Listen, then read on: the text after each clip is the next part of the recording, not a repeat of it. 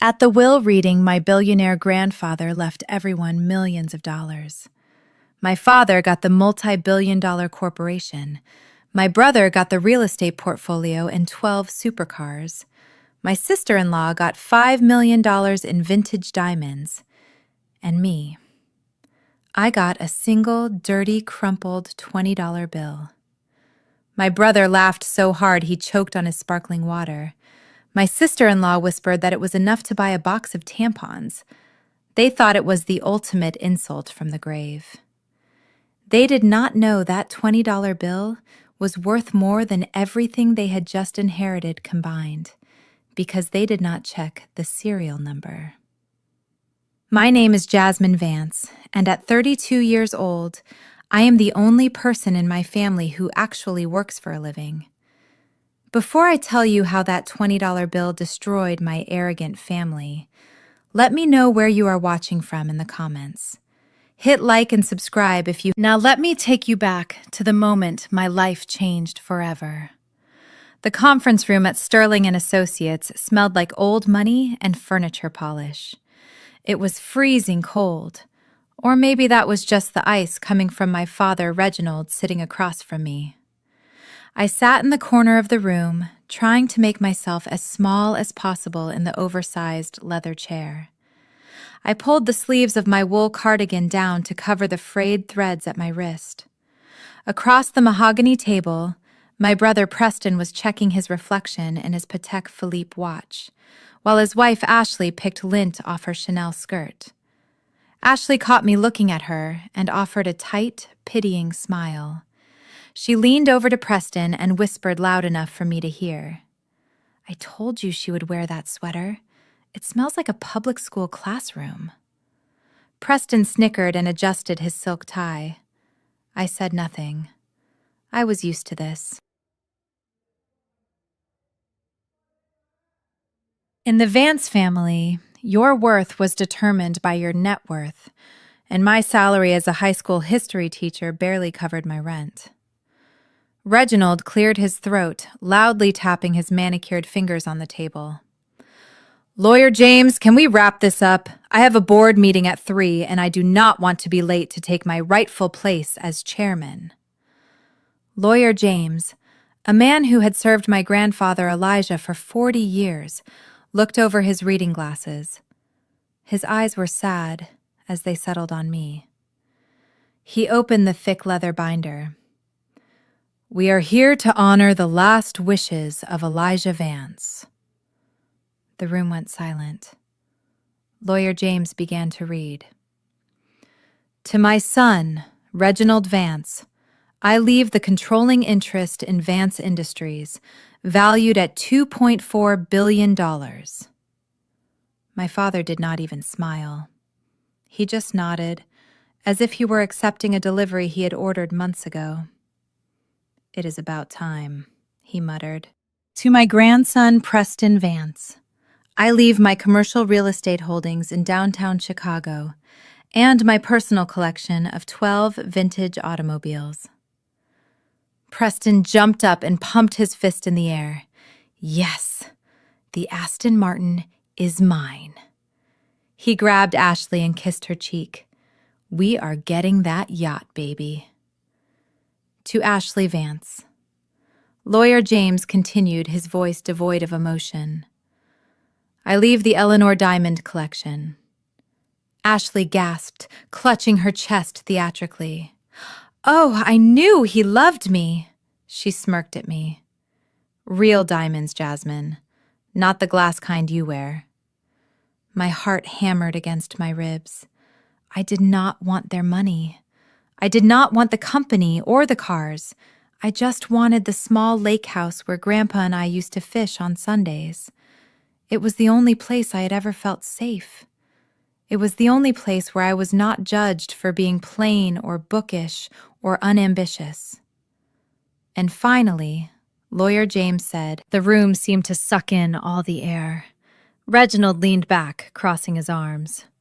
"Let us hear it." Probably left her his library of dusty books.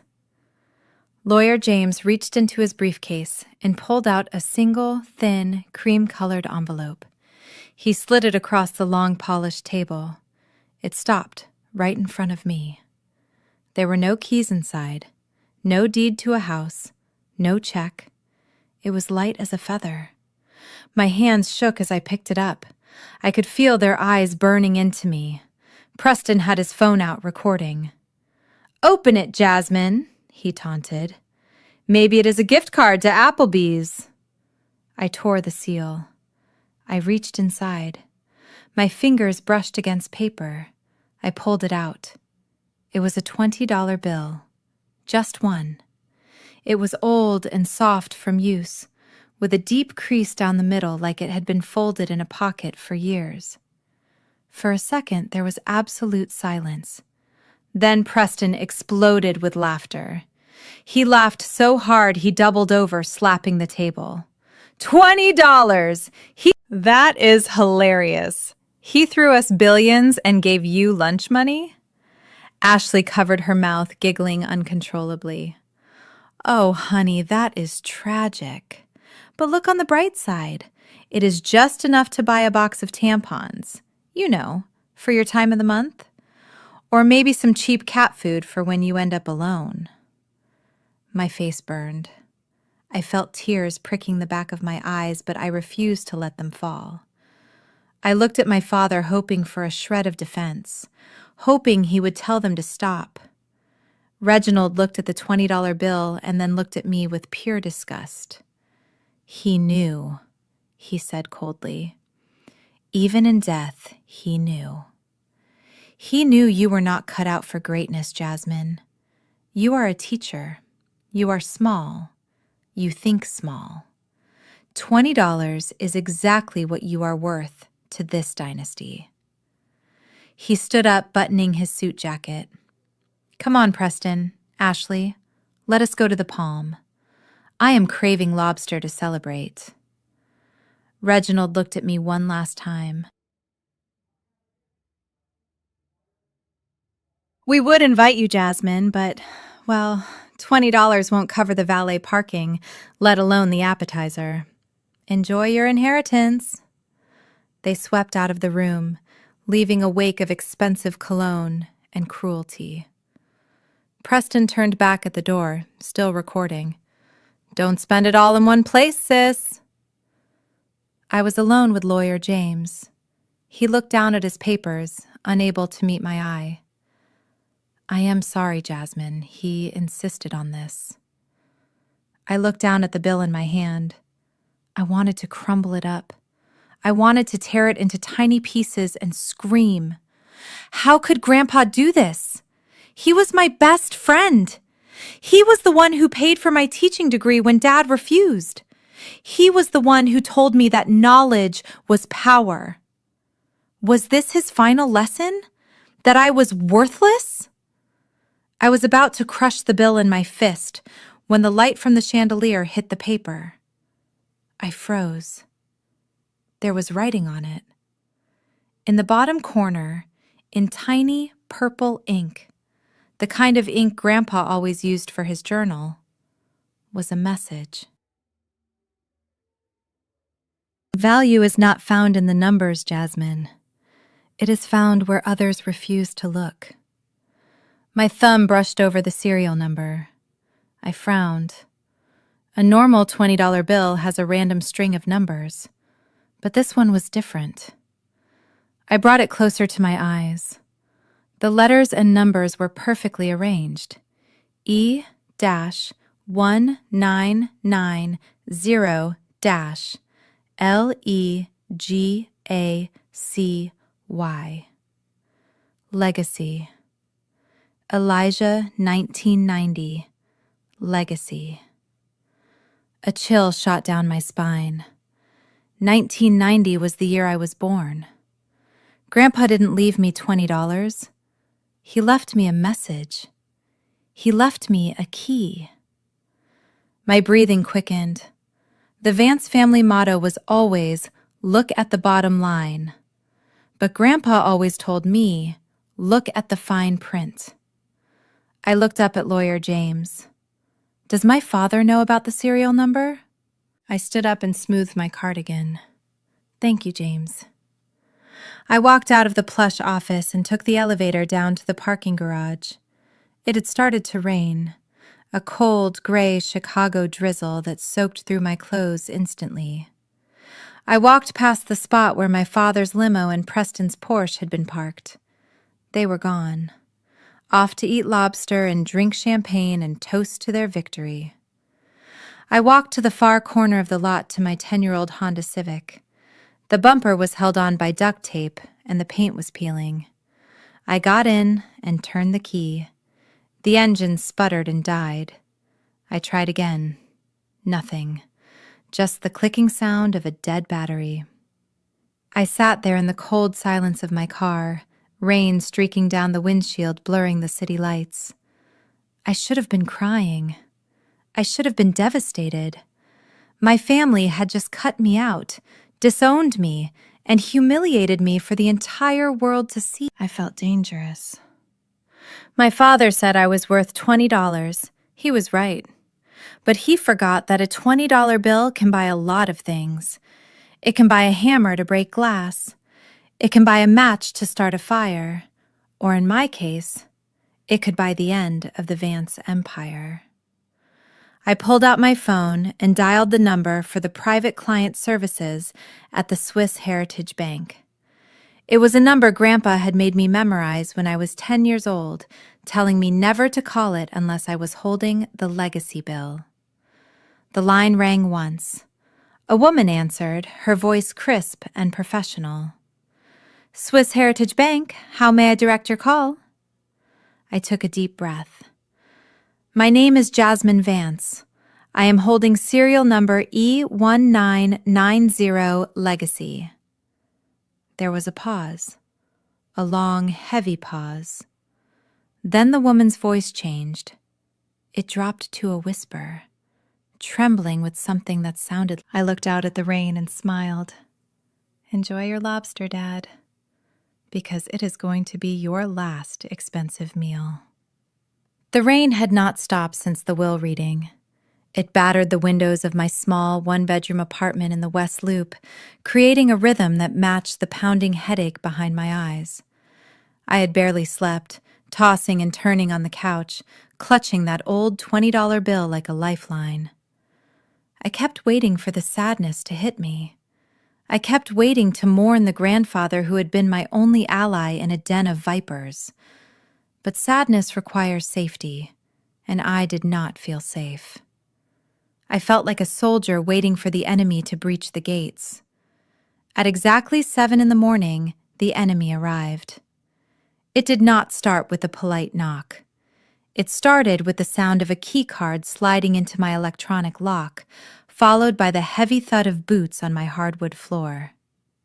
I jumped up from the couch, my heart hammering against my ribs. 3 men in black tactical uniforms stormed into my living room. They were not police. They were private security. The Vance Industries private security. "Hey, what are you doing? Get out of my house!" I shouted, grabbing a throw blanket to cover my pajamas. The men ignored me completely. They began pulling paintings off the walls and sweeping my knickknacks into large black trash bags. Behind them, the door opened wide, and Ashley strolled in. She was wearing a white cashmere tracksuit that probably cost more than my annual teaching salary. She held a steaming pumpkin spice latte in one hand and her phone in the other, filming the chaos with a bored expression. "Good morning, Sleeping Beauty," she chirped, taking a sip of her coffee. "You might want to get dressed. The movers will be here in 10 minutes to take the furniture." "Ashley, what is going on?" I demanded, stepping over a pile of my own clothes that a guard had just dumped on the floor. "This is my apartment!" "Grandpa gave me this apartment." Ashley laughed a cruel, tinkling sound that grated on my nerves. "Correction, sweetie. Grandpa let you stay in a corporate housing unit owned by Vance Industries. But now that Reginald is CEO and Preston is head of real estate, they are liquidating non-essential assets." She looked around my cozy living room with a sneer. And let us be honest, Jasmine.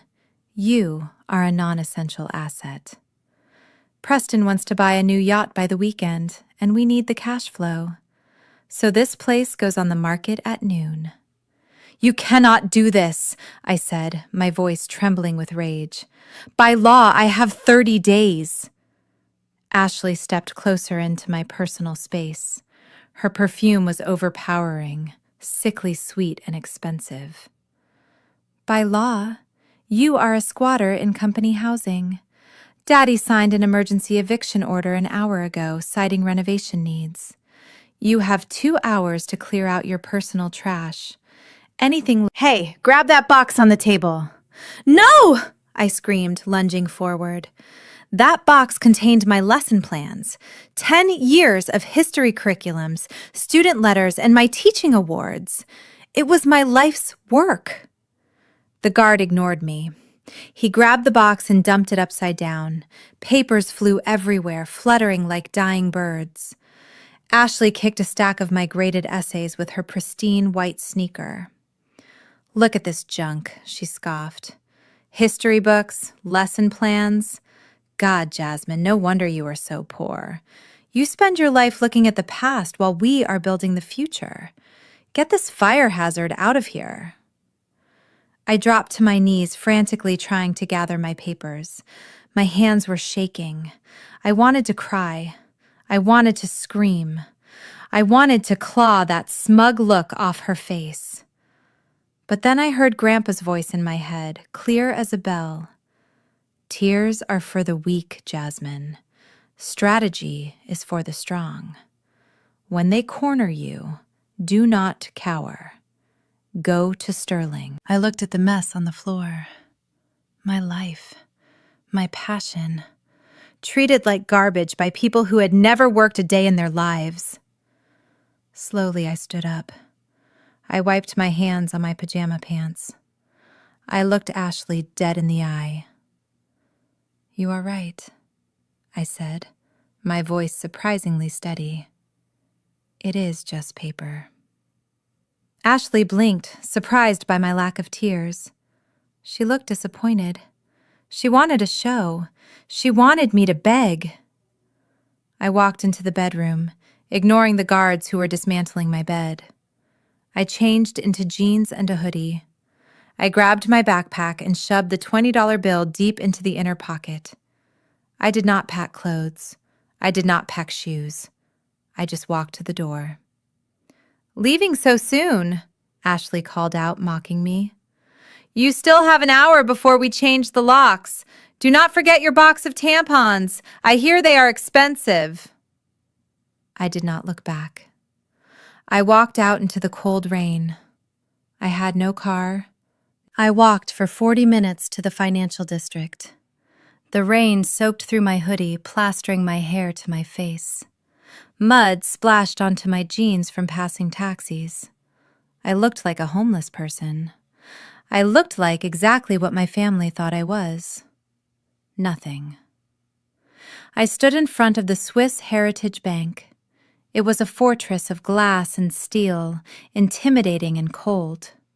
This was where the ultra-wealthy hid their secrets. People like my father, people like Preston, and now me. I pushed through the revolving doors. The lobby was silent, smelling of marble and money. A security guard twice my size stepped in front of me immediately, his hand resting on his belt.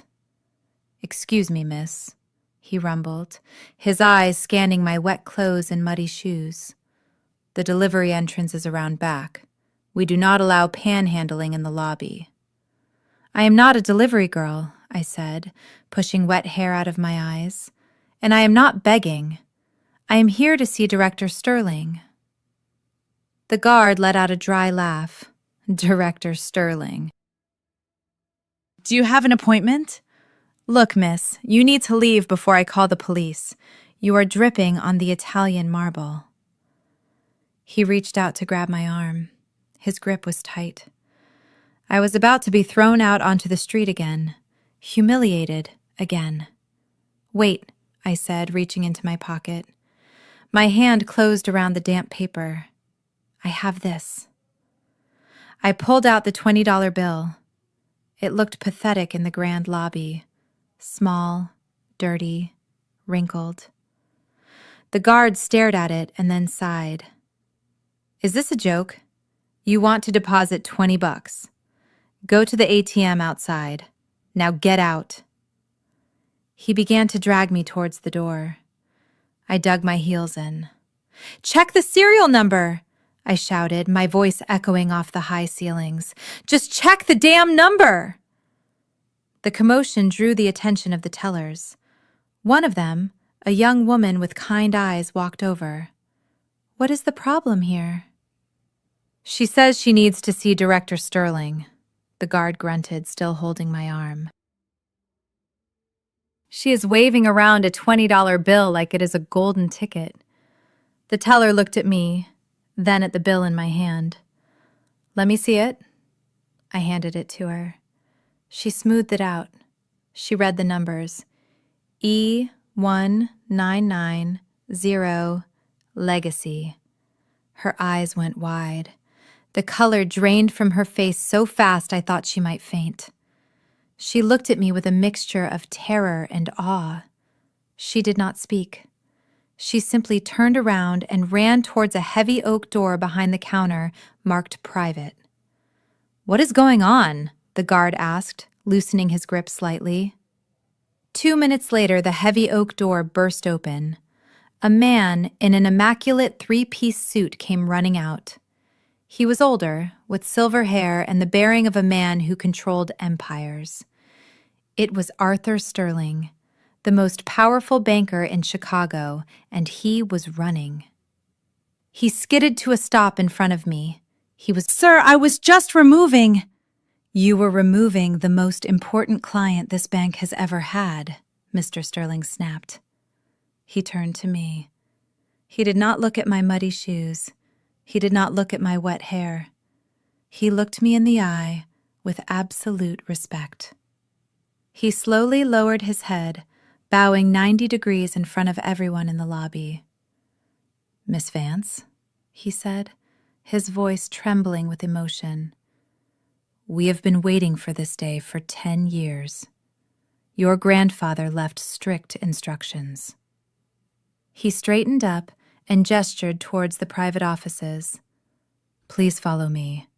It is time for you to take your rightful place. Welcome back, Chairman.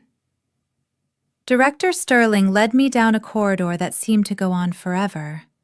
The air grew cooler with every step, and the plush carpet of the lobby, at each one, Sterling simply nodded, and the heavy steel doors slid open silently.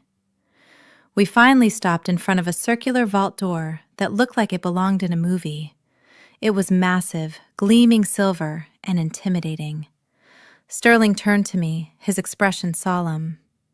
Miss Vance, what I am about to show you is known by only 3 people. Your grandfather, myself, and now you. Your father believes he inherited an empire today. He is wrong. He inherited a graveyard. I frowned, confused. What do you mean? Grandpa built Vance Industries from nothing. It is worth billions. Sterling typed a long code into a keypad on the wall. The massive tumblers of the vault began to spin with a deep mechanical groan. On paper, yes, Sterling said. But your grandfather knew something that you suspected for a long time. He knew that your father and brother were not just incompetent. They were thieves. The vault door swung open. Inside, there were no stacks of gold bars or piles of cash. Instead, it was a small room filled with computer servers humming quietly, and a single desk with a high-tech workstation. On the desk sat a small glass scanner. Sterling gestured to the scanner. Please place the bill there. I pulled the crumpled $20 bill from my pocket. It felt warm in my hand. I smoothed it out carefully, trying to flatten the crease down the middle. I placed it on the glass. A red laser swept over the paper, scanning the serial number, 1990 Legacy. Suddenly, the room came alive. The wall of screens in front of us flared to life, illuminating the dark room with a blue glow. Columns of numbers and graphs scrolled by at dizzying speeds. Sterling walked over to the screens. "Welcome to the Shadow Trust." He pointed to the first screen, which showed the logo of Vance Industries in bright red. "This is what your father inherited," Sterling explained. "He thinks he owns the assets, but look closer at the liabilities column." I squinted at the numbers. My breath caught in my throat. The debt column was staggering. It was in the billions. "Your father has been leveraging the company for years," Sterling said, his voice dripping with disdain. "He has taken out loan after loan, using the company assets as collateral to fund his lavish lifestyle. And Preston..." Sterling tapped a few keys and a new window popped up. It was a forensic accounting of my brother's spending. "Preston has embezzled over $10 million in the last 18 months alone," Sterling revealed. "He funneled it through shell companies in the Cayman Islands to pay for gambling debts in Macau and bad cryptocurrency investments." My stomach churned. I watched the screen as line after line of theft appeared.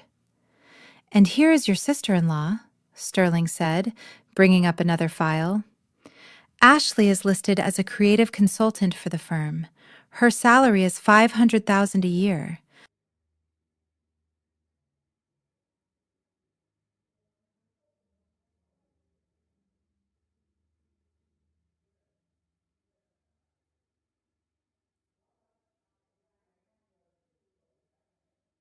"But look at her expense reports."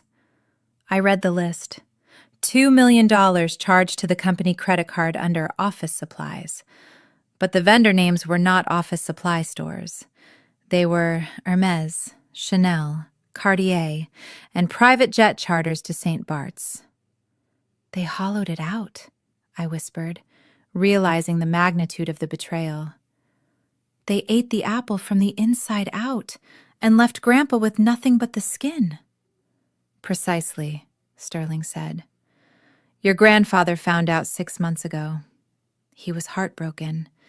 He wanted to fire them all, but he knew that if he did, the scandal would destroy the company stock and thousands of innocent employees would lose their jobs. So he created a failsafe." Sterling turned to me, his eyes intense. "He created the Shadow Trust.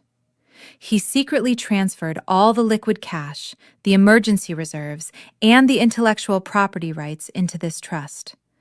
The company your father holds is a shell. It has no actual money to operate. It cannot pay the electric bill.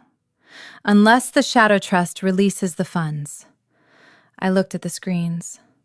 The balance of the Shadow Trust was displayed in the center. It was a number with 9 zeros.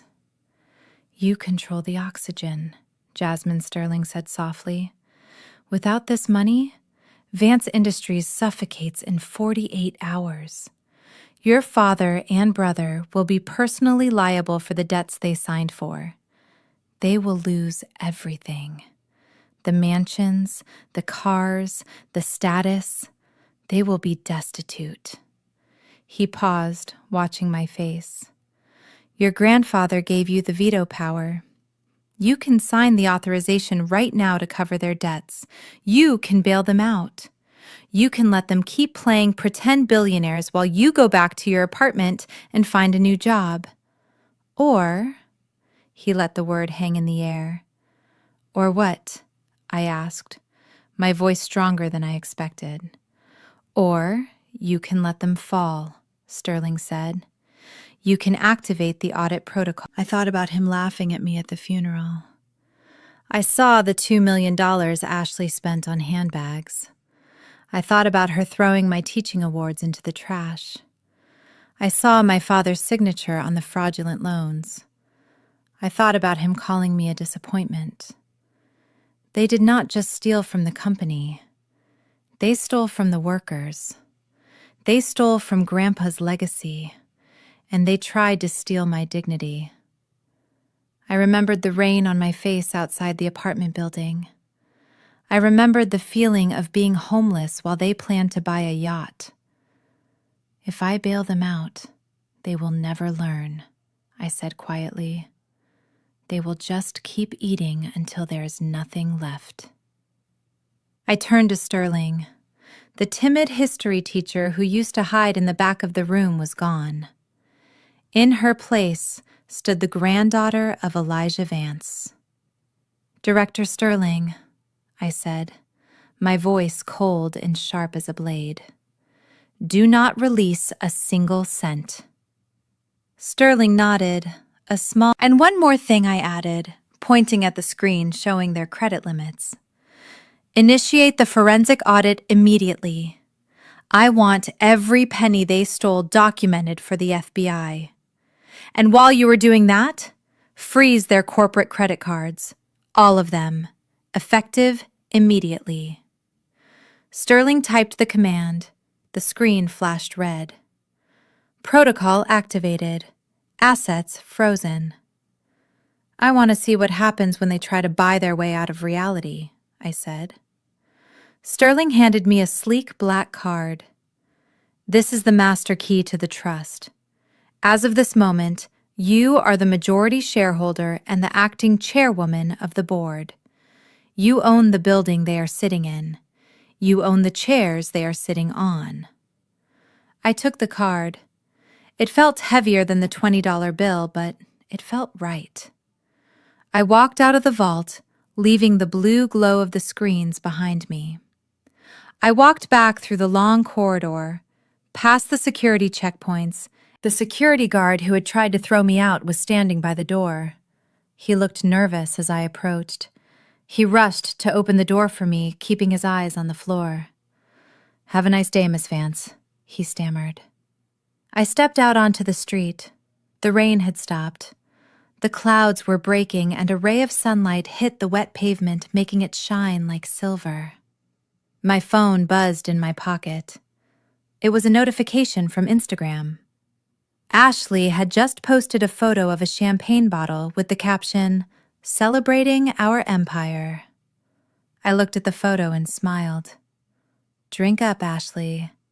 It is the last bottle you will ever own." I pulled my hood up and walked toward the subway. I had a lot of work to do.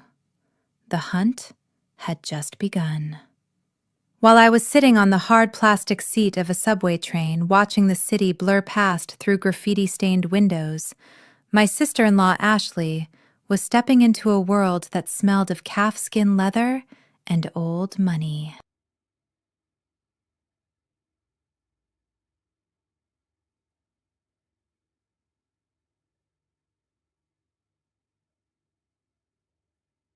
The Hermes Boutique on Oak Street was not just a store. It was a temple of exclusivity where the wealthy came to worship themselves. And today, Ashley was ready to be the high priestess. She walked in like she owned the pavement beneath her heels, flanked by her two best friends, Sloane and Muffy. They were the kind of women who lunched on salads that cost $40 and spoke in hushed tones about whose husband was under investigation by the SEC. Ashley was wearing the diamond earrings she had inherited only hours ago. They caught the light of the crystal chandeliers, sending prisms dancing across the silk scarves displayed on the walls. I know this because the store manager Henri told me everything later. But honestly, I did not need to be there to picture it. I knew exactly how Ashley operated. She would have walked straight past the greeter without making eye contact, snapping her fingers for champagne before she even looked at a bag. "Finally, we can breathe," Ashley announced loudly, her voice carrying over the quiet hum of the store. "Sloane, darling, look at this orange. It is divine. I am telling you, the last few years with that old man holding the purse strings were suffocating. Elijah was so cheap he probably washed paper plates." Muffy giggled, sipping the complimentary champagne. "Well, he is gone now, and you are the queen of the castle." Ashley preened, checking her reflection in a mirror. That is right. The queen needs a crown, or in this case, a Birkin. She marched over to the glass display case where the holy grail of handbags sat. It was a Himalayan crocodile Birkin with diamond-encrusted hardware. It cost $80,000. It cost more than my 4 years of college tuition. It cost more than the down payment on a house. To Ashley, it was just a Tuesday afternoon treat. "I will take it," Ashley told the sales associate, a young woman named Sarah who looked terrified. "And bring me those silk scarves."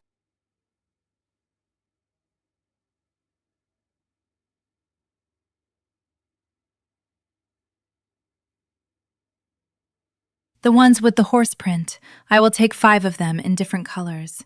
Gifts for the maids, you know." Sarah hesitated. "Ma'am, that bag is reserved for our VVIP clients. There is usually a waiting list of 3 years. Ashley laughed, a sharp bark of a sound. "Waiting lists are for people who fly commercial. Do you know who I am? I am Ashley Vance. My husband, Preston Vance, just inherited half of Chicago.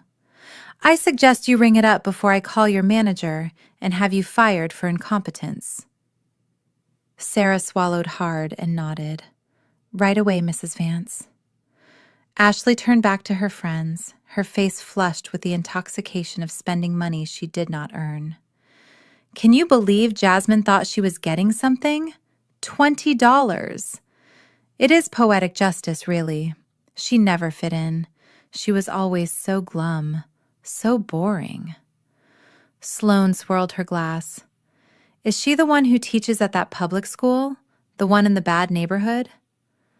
Ashley rolled her eyes. "Yes, she insists on saving." "It is embarrassing. I tried to get her a job at the foundation, just organizing flowers for galas, but she refused. She said she wanted to do real work. Well, now she can really work on finding a cardboard box to live in. We are evicting her today." The 3 of them toasted their glasses, clinking together with a cheerful chime. Sarah returned with the bag packaged in the signature orange box tied with a perfect brown ribbon. "The total comes to $86,400, including tax, Mrs. Vance." Ashley waved her hand dismissively and pulled out the Centurion Black Card. It was the heavy metal card issued to Vance Industries. The card that had no limit. The card that had paid for her plastic surgery, her trips to Bali, and the very shoes on her feet. She slapped it onto the glass counter. "Put it on the corporate account. Mark it as client appreciation gifts." Sarah inserted the chip. The machine beeped. Ashley drummed her manicured fingernails on the glass, humming a little tune. The machine beeped again, a harsh, low tone. Sarah frowned. "I am sorry, Mrs. Vance. It says declined." The air in the boutique seemed to freeze. Sloane and Muffy stopped mid-sip. Ashley's smile faltered for a fraction of a second before she let out a forced laugh. "Don't be ridiculous. It is a black card. It does not decline. The chip must be dirty. Try it again." Sarah wiped the card on her blouse and inserted it again. The silence stretched out. 5 seconds. 10 seconds. Beep. Declined. Ashley snatched the card back. "That is impossible. Preston just authorized the transfer this morning. Here, try this one." She pulled out a platinum visa, also linked to the company accounts. Beep. Declined. Please. Muffy took a small step away from her. "There must be a system error," Ashley snapped, her voice rising an octave. "Your machine is broken. Do you know how much money my family has? We could buy this entire building. I have another card. Try this one." She dug frantically into her clutch, pulling out a gold MasterCard. This was her personal allowance card, funded by the Shadow Trust dividends. Sarah tried it. Beep. Declined. Referral code 001.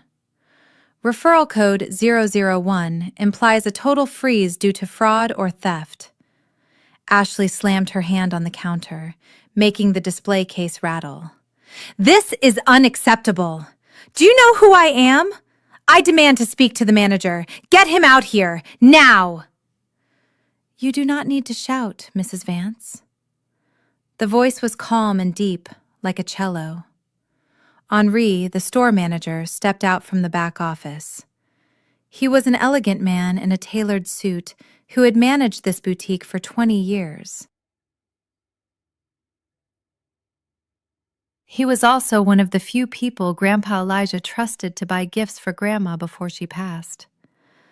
Ashley let out a sigh of relief. Henri, thank God.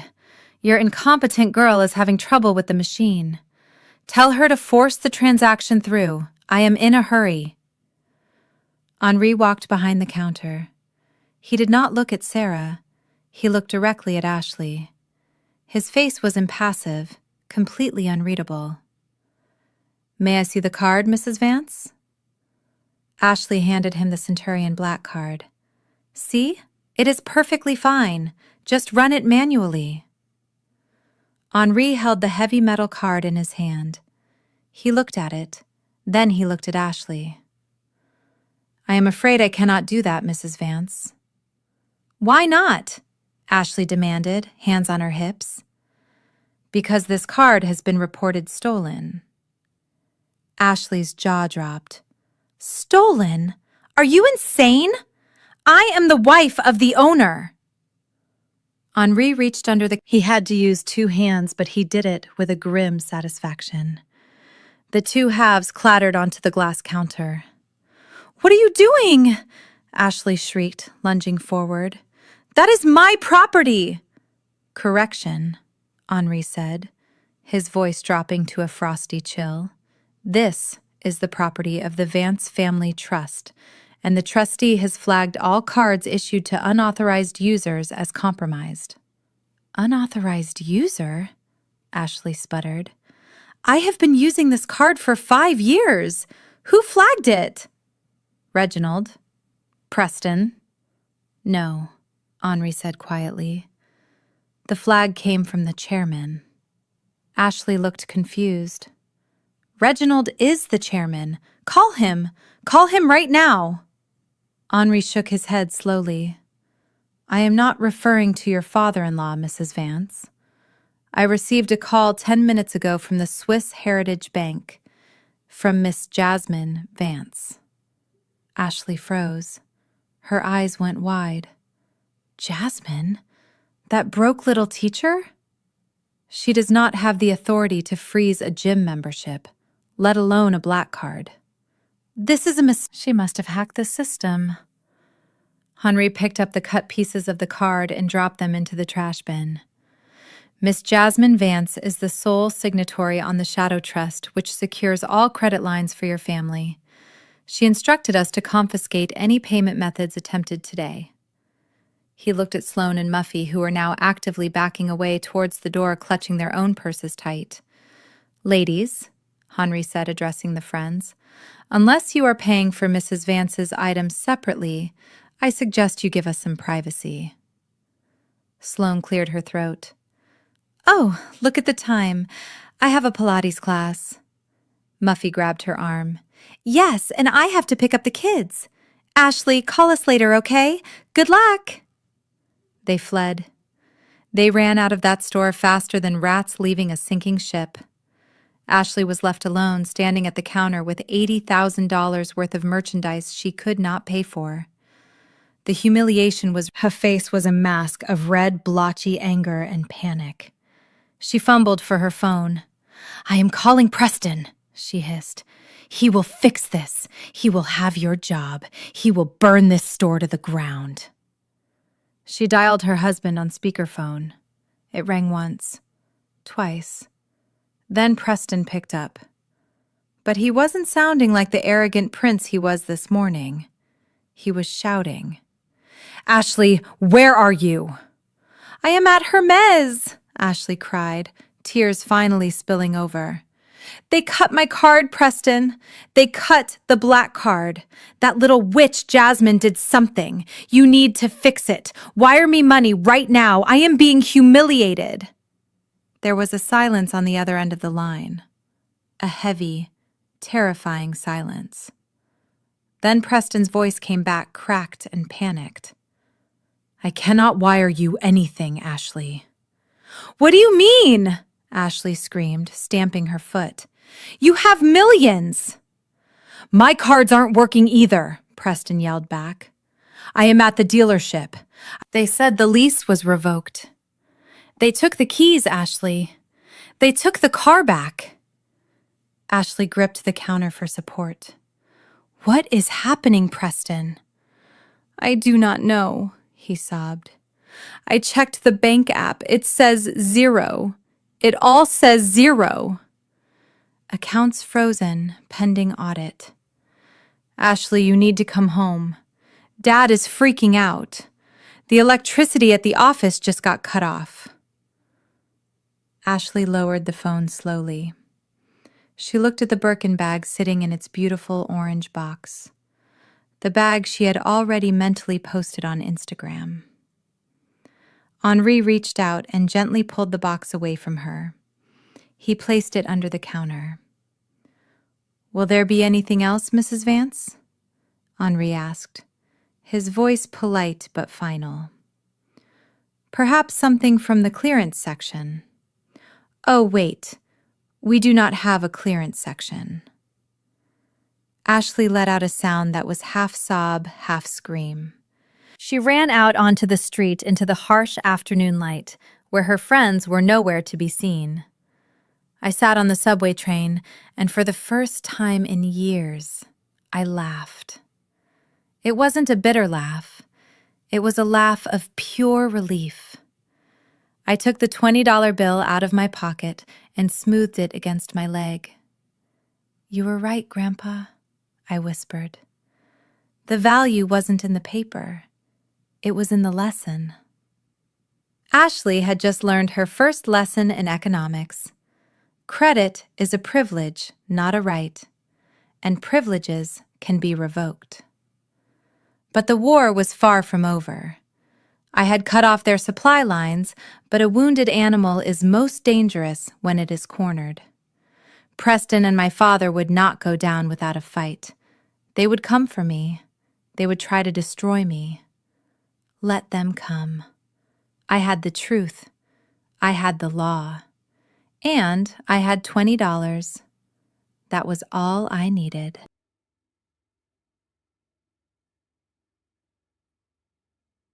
While Ashley was running from the Hermes store in humiliation, 30 floors up in the gleaming glass tower of Vance Industries, her husband and father-in-law were about to have a very bad afternoon.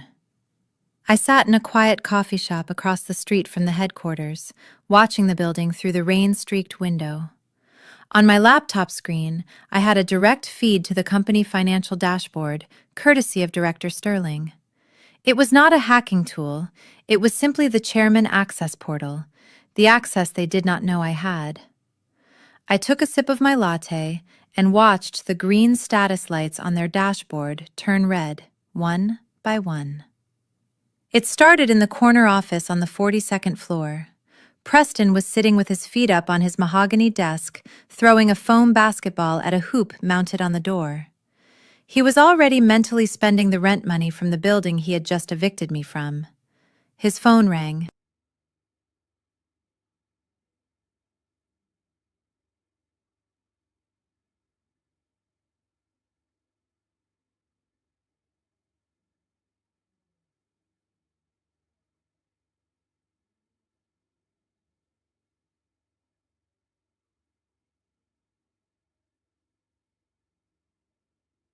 He glanced at the caller ID, expecting it to be the yacht broker confirming his new purchase. Instead, it was the vice president of lending at First National Bank. Preston answered with his usual arrogance. Make it quick. I am a busy man. There was no polite greeting on the other end. Mr. Vance, this is a courtesy call to inform you that your auto loans for the Ferrari, the Lamborghini, and the McLaren have been flagged for immediate recall.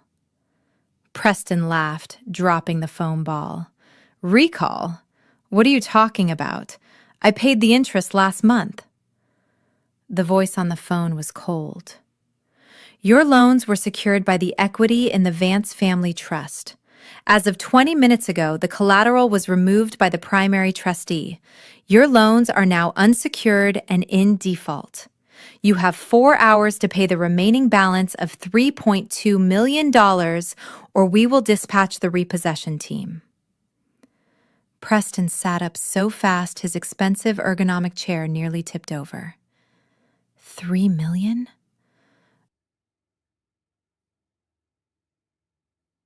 Are you insane? I do not keep that kind of cash in a checking account.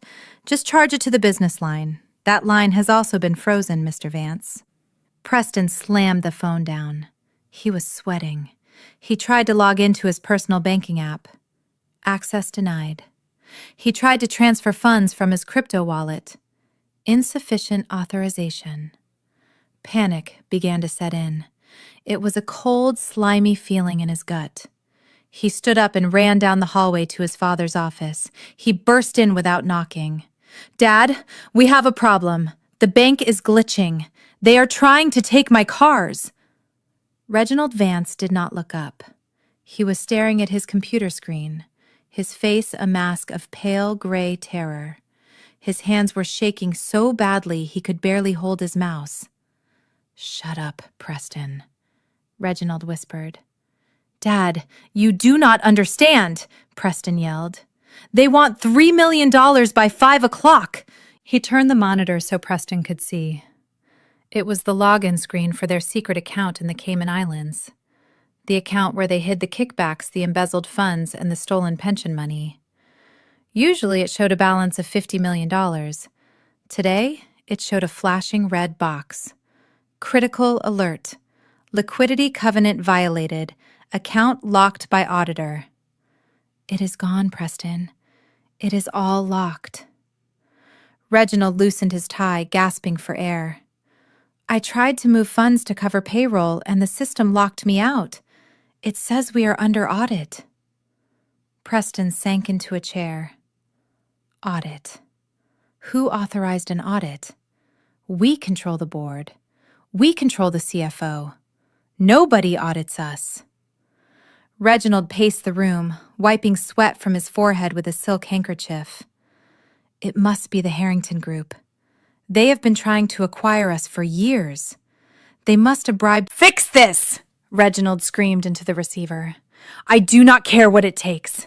Reboot the servers. Wipe the drives if you have to. Just get me back into the accounts." But it was not a virus, and no amount of rebooting would fix it. I watched the data stream on my laptop. I saw their frantic attempts to bypass the security. Every time they tried to move money, I got a notification. Access blocked. They were running around the office like rats in a burning maze, trying to find an exit that I had already sealed. They blamed their rivals. They blamed hackers. They blamed the Russians. Not once did they say my name. To them, I was just Jasmine, the history teacher. I was the girl who drove a Honda Civic. I was the girl they had left in the rain with $20. The idea that I could be the architect of their destruction was simply impossible to them. Their arrogance was their blindfold. I closed the financial desk. I had prepared a draft earlier that morning. It was time to light the match. The email was simple.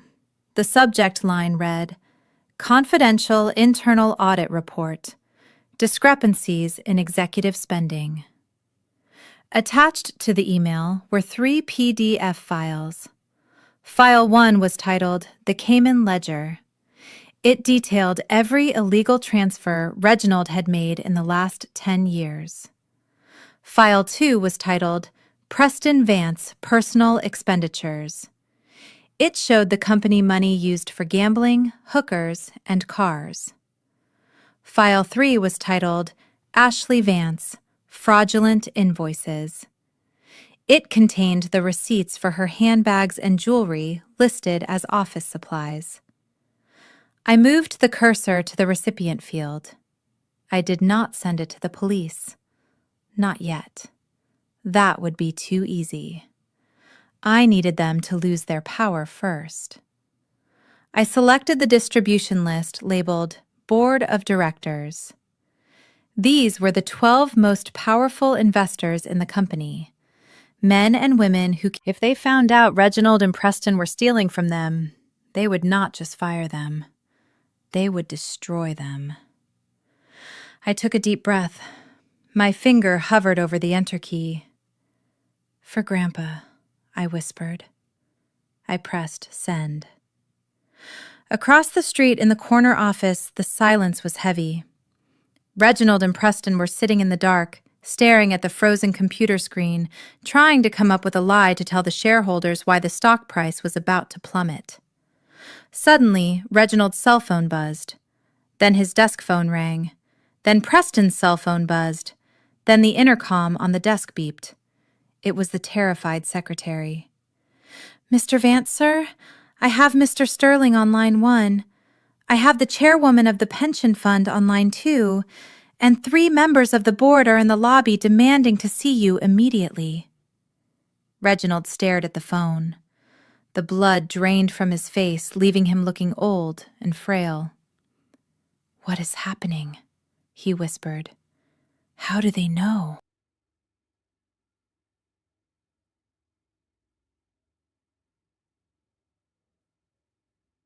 He looked at his email inbox.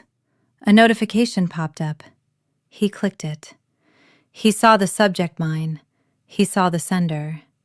It was sent from an anonymous address, but the signature at the bottom of the email was not anonymous. It read simply, "The $20 investment." Reginald looked at Preston. His eyes were wide with a dawning horror. He finally realized it wasn't the Harrington Group. It wasn't the Russians. The phone rang again, shrill and demanding. It sounded like a fire alarm. "Answer it, Dad," Preston cried, his voice cracking. "What do we do?" Reginald slowly reached for the receiver. His hand was heavy as lead. He knew that the moment he lifted that phone, his life as a billionaire was over. The walls of his glass castle were shattering, and there was nowhere left to hide. I closed my laptop and finished my coffee. It was cold, but it tasted sweet. I left a $20 tip on the table for the waitress.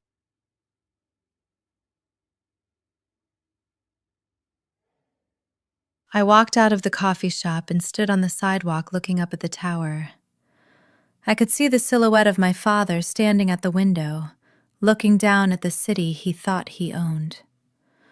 I pulled my coat tighter against the wind. The eviction notice they had served me this morning was still in my pocket, but I wouldn't need an apartment tonight. I hailed a taxi. "To the Ritz-Carlton, please," I told the driver. "And I would like to book the presidential suite for the month." The driver looked at me in the rearview mirror, skeptical of my simple clothes. "That is expensive, miss. Do you have a reservation?" I smiled and patted my pocket where the black card from Director Sterling was resting warm and ready. "Do not worry," I said. "My family is paying for it." My classroom at Southside High was usually a sanctuary. It was a place where the noise of the city faded away, replaced by the rustle of textbook pages and the scratching of pencils. I loved my students. They were kids from the neighborhood, kids who had seen more hardship in 16 years than my family had seen in 3 generations. They were resilient and hungry for knowledge, and they respected me not because of my last name or my bank account, but because I showed up for them every single day. We were in the middle of a lesson about the fall of Rome. I was standing at the whiteboard drawing a timeline explaining how internal corruption and overspending contributed to the collapse of one of history's greatest empires. The irony was not lost on me. As I spoke about emperors who fiddled while their city burned, I could see the faces of my father and Preston in my mind. But the peace of my sanctuary was about to be shattered. At 2:15 in the afternoon, the heavy door to my classroom did not just open. It exploded inward, hitting the wall with a deafening crash that made half my students jump out of their desks. Standing in the doorway was Ashley.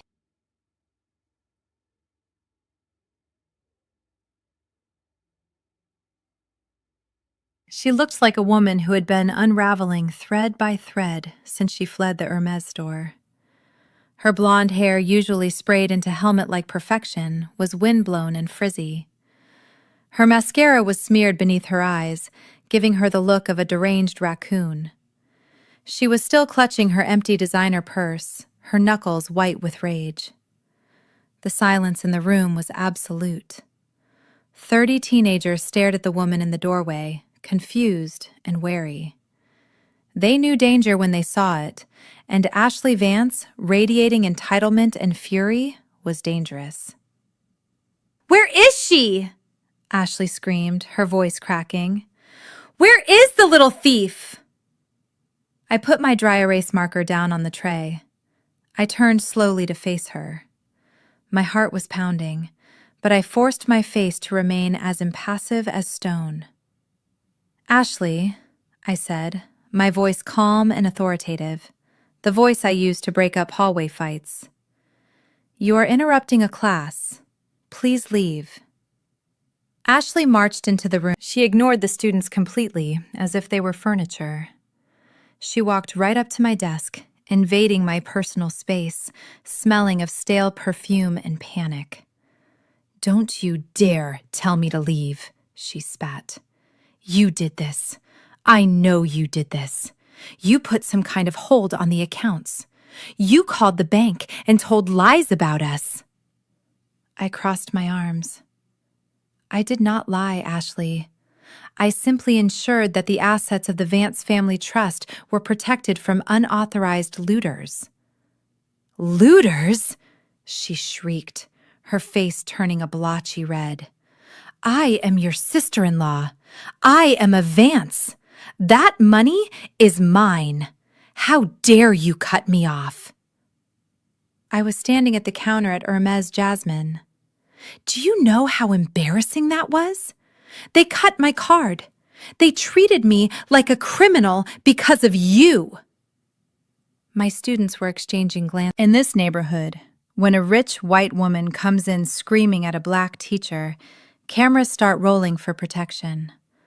But I decided to take it a step further. If Ashley wanted to make a scene, I would give her an audience. I slowly reached into my pocket and pulled out my phone. I unlocked it and opened the Instagram app. I navigated to the live feature. I typed in a caption. "When the billionaire lifestyle collapses." I tapped the red button. "Hello, everyone," I said, addressing the phone in my hand.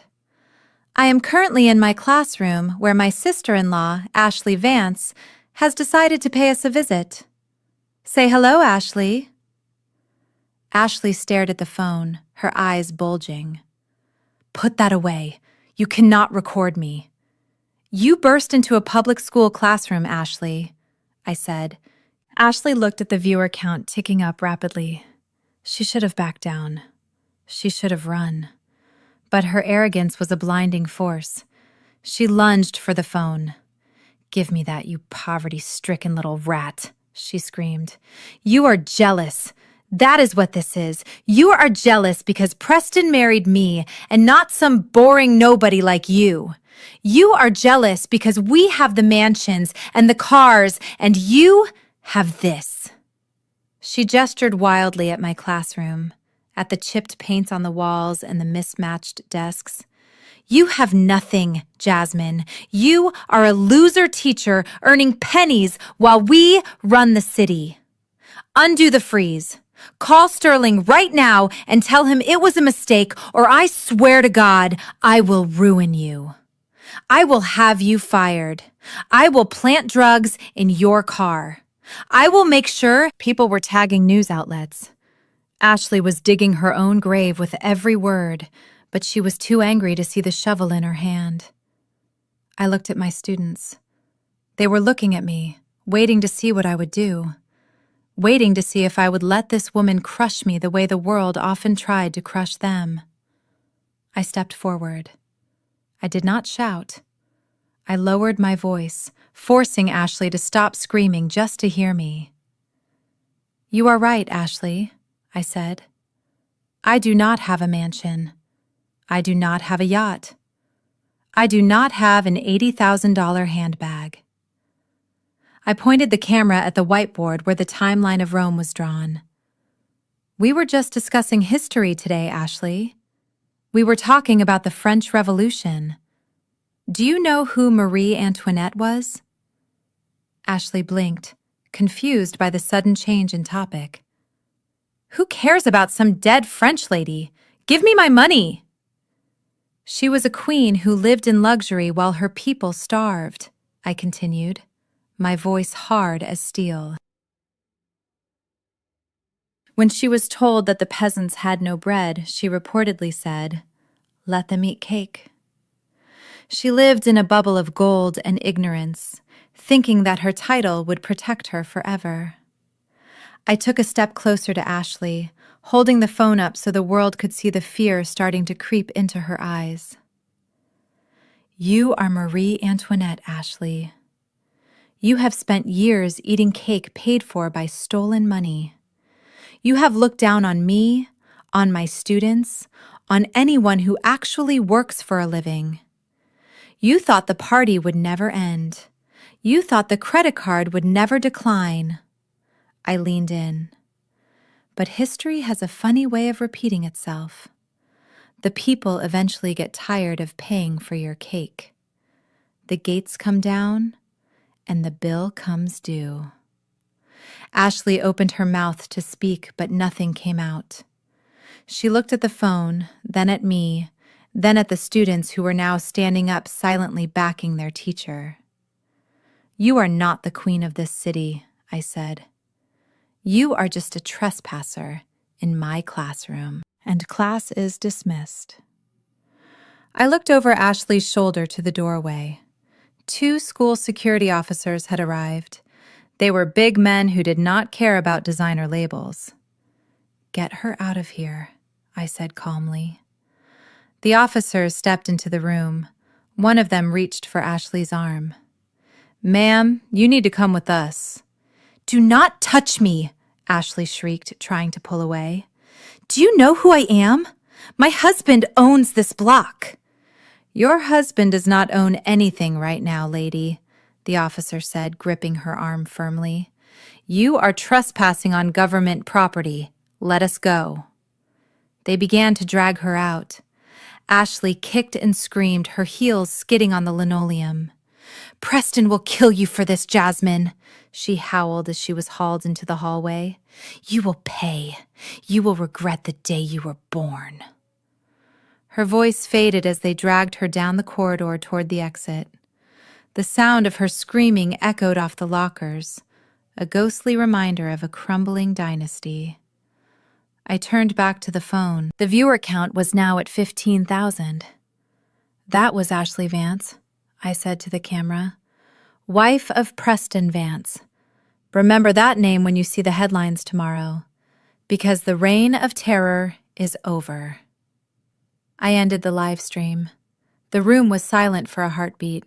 Then slowly, one student started clapping, then another. Then the whole room erupted in applause. It wasn't polite applause. It was cheering. It was the sound of people who had just watched a bully get punched in the nose. I felt my knees shaking. The adrenaline was starting to fade, leaving me exhausted. But I stood tall. I walked back to the whiteboard and picked up my marker. I looked at my students. "Now," I said, my voice steady. "Where were we? Ah, yes, the fall of the empire. I turned to the board and circled the date 476 AD. Sometimes, I said, writing on the board, empires do not fall because of invading armies. Sometimes they fall because they rot from the inside. And sometimes, all it takes to push them over the edge is one person who decides to stop holding them up. My phone buzzed on the desk. It was a text from Director Sterling. He had been watching the live stream. The message was short. Brilliant. The board of directors just saw the video. They are calling an emergency vote. I smiled. The first domino had fallen. Ashley had just given me the weapon I needed to destroy their reputation. But Preston and Reginald were still out there. And now that they knew I wasn't afraid to fight in public, they would stop at nothing to silence me. I looked out the window at the parking lot where a police cruiser was pulling up to take Ashley away. Let them come, I thought. I have an army of my own now, and history is on my side. The text message from my mother arrived at 4 in the afternoon. It was the first time she had texted me in 3 years without asking for a favor or criticizing my hair. It read simply, "Jasmine, please come home for dinner tonight. Your father wants to make things right. We miss you." I stared at the screen and almost laughed. They did not miss me. They missed their credit cards. They missed their access to the company accounts. They missed the feeling of safety that I had stripped away from them piece by piece over the last 24 hours.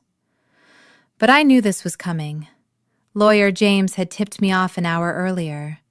He told me that my father was desperate. He told me that Reginald Vance was ready to negotiate.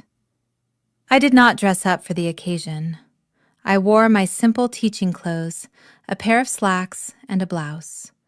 I drove my beat-up Honda Civic up the winding driveway of the Vance estate.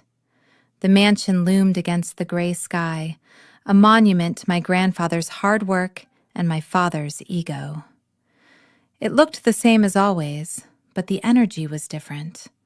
The lights were on in every room, a desperate attempt to look welcoming.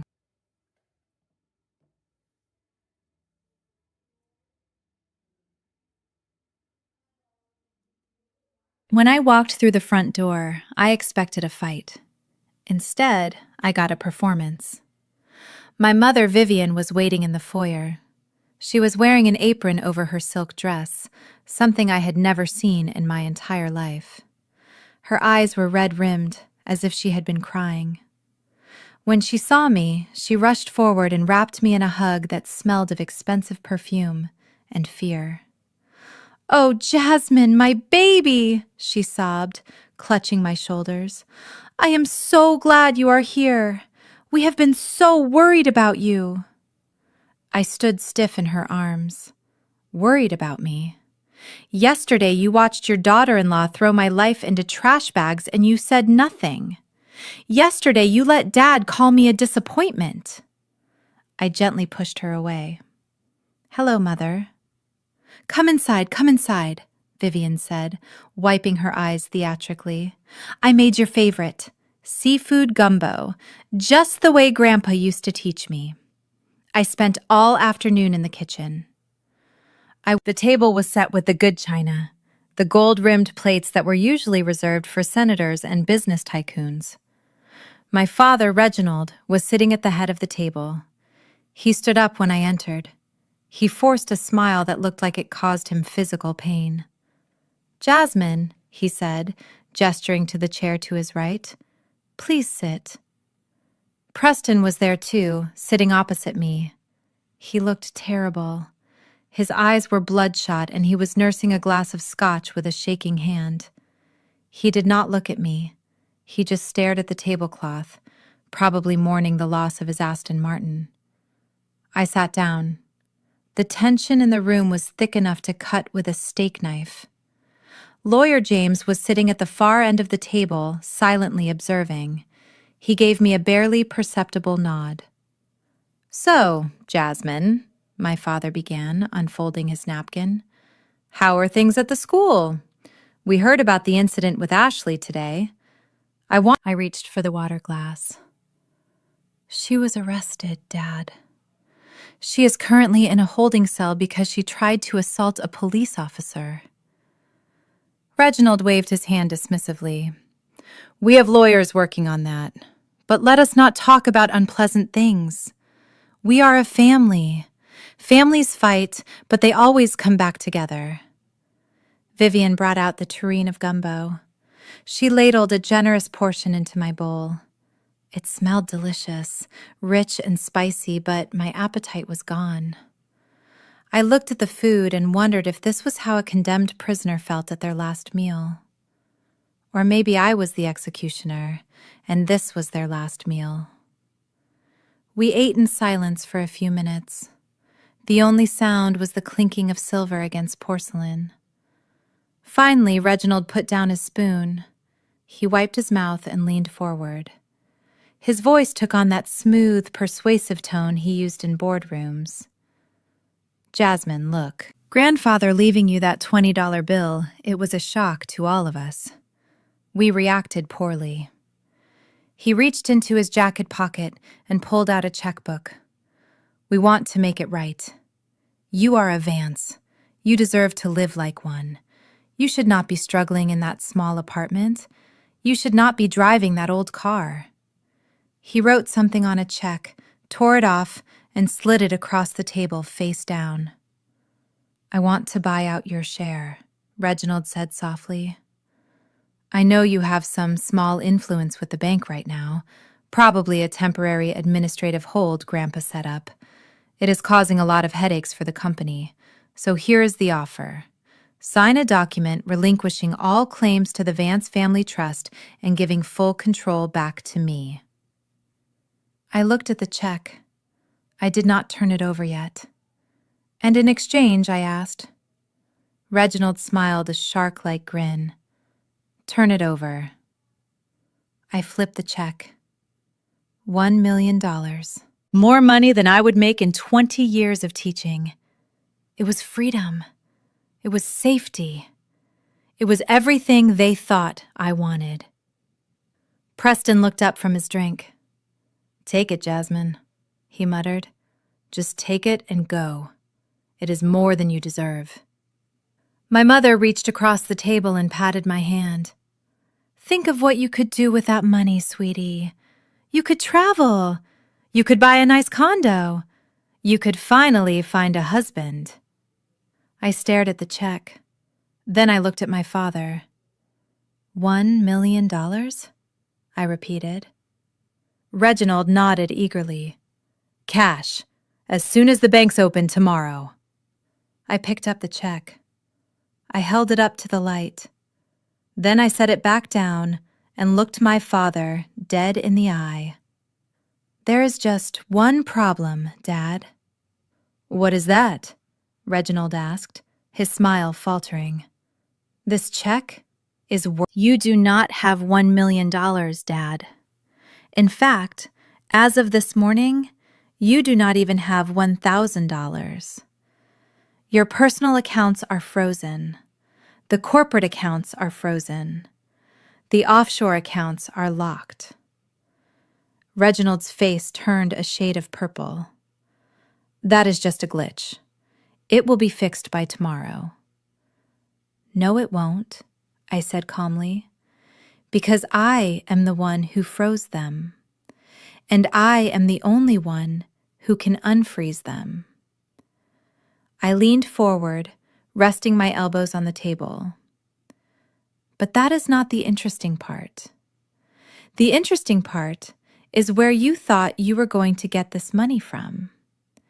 Because I know you, Dad. You never admit defeat. So I did a little digging before I came here. I pulled a folded piece of paper from my pocket and slid it across the table. This is a copy of a loan agreement signed at 4:30 this afternoon. $5 million at 25% interest, collateralized by the deed to this mansion. You mortgaged the house, Dad. You mortgaged the roof over Mom's head to try and bribe me with money you do not even have yet. My mother gasped, covering her mouth. Reginald, you didn't. You promised me the house was safe. Shut up, Vivian, Reginald snapped, slamming his hand on the table. He glared at me, hatred burning in his eyes. The act was over. The loving father was gone. You ungrateful little brat. I built this family. I built this life. Who do you think you are to come in here with your $20 bill and tell me how to run my business? You are a teacher. You are nobody. I stood up. I didn't rush. I stood up slowly, unfolding my full height. I am not nobody, Dad. I am the chairman. I picked up the check for $1 million and ripped it in half. And I certainly do not want to be part of a family that steals, lies, and mortgages their home to cover up their crimes. Reginald stood up too, knocking his chair over. Get out. Get out of my house. It is not your house anymore, I said, my voice ice cold. You signed the deed over to Apex Capital, and since the Shadow Trust owns the first lien on this property, that contract you signed today triggered a default clause. I looked at Lawyer James. James, would you mind explaining to my father what happens next? Lawyer James stood up and cleared his throat. Certainly, Miss Vance. Mr. Vance, because you attempted to use trust property as collateral for a high-risk personal loan without the trustee's consent, you have violated the morality clause of the grandfather's will. Morality clause? Reginald sputtered. What morality clause? The one that says the CEO can be removed immediately for reckless endangerment of family assets, Lawyer James said.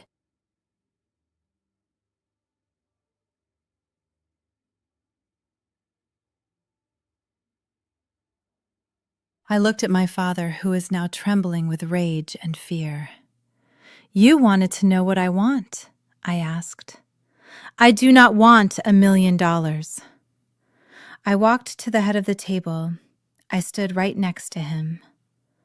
I want the seat. Reginald stared at me. You cannot be serious. You cannot run $1 billion company. Watch me, I whispered.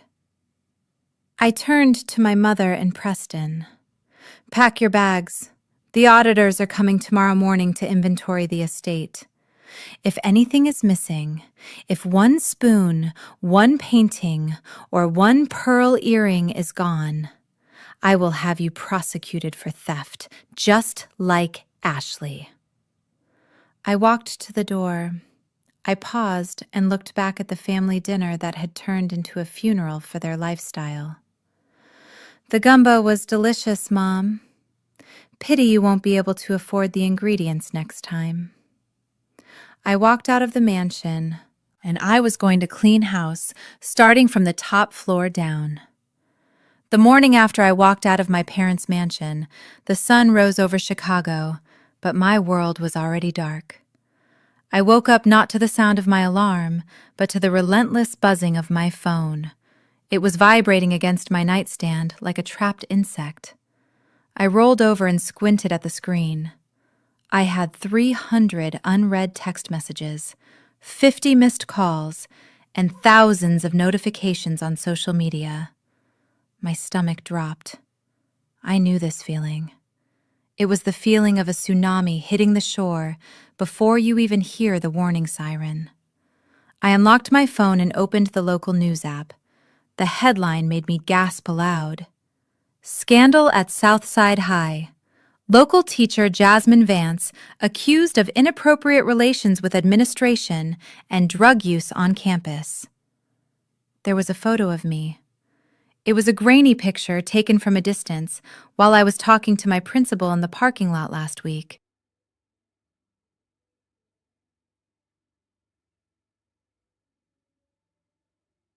We were just discussing the budget for new textbooks.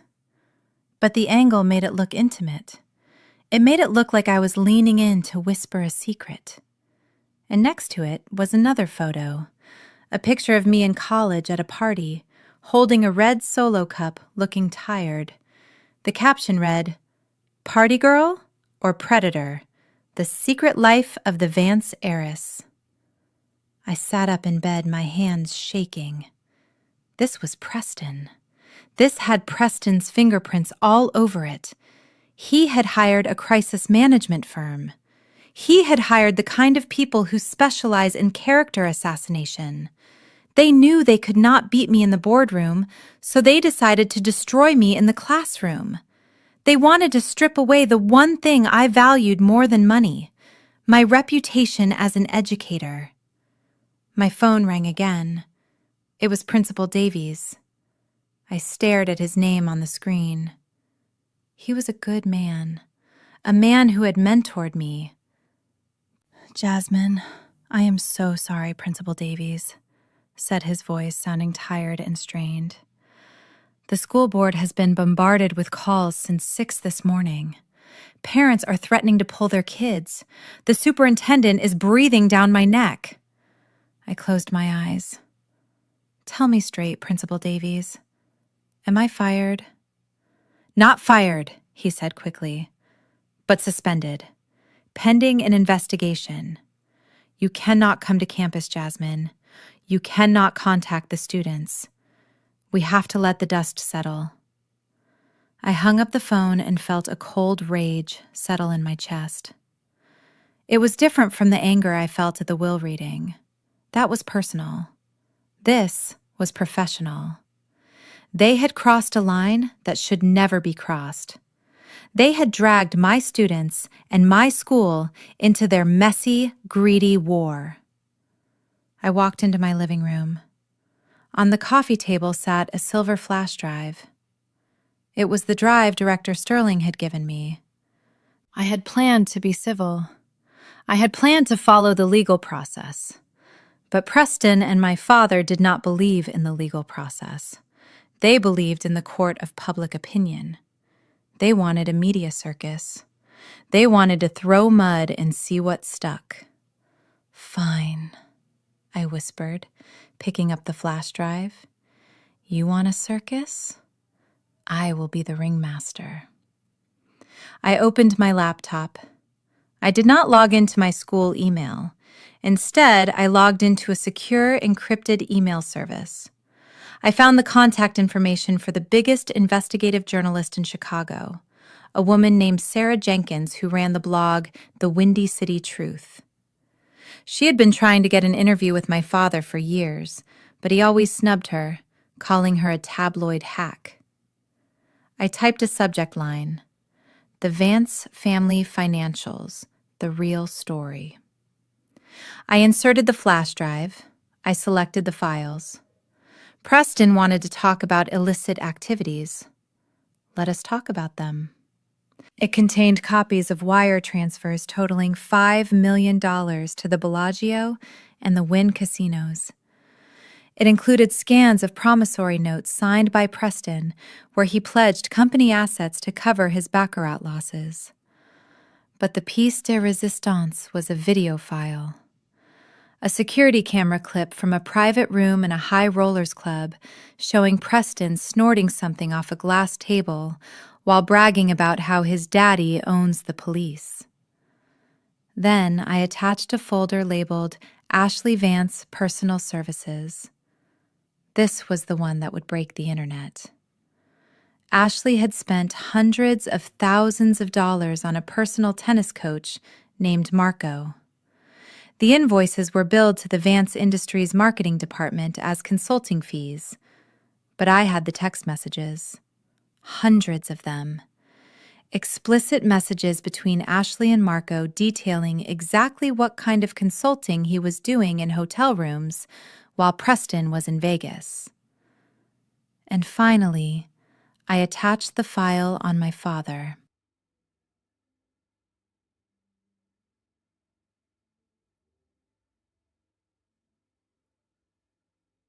The emails where he instructed his accountants to falsify tax returns. The memos where he called his own employees peasants and idiots. I wrote a short message to Sarah Jenkins. You have 1 hour to publish this before I send it to the New York Times. The narrative changes today. I hit send. Then I made a pot of coffee and waited. It did not take an hour. It took 40 minutes. I refreshed the browser and there it was.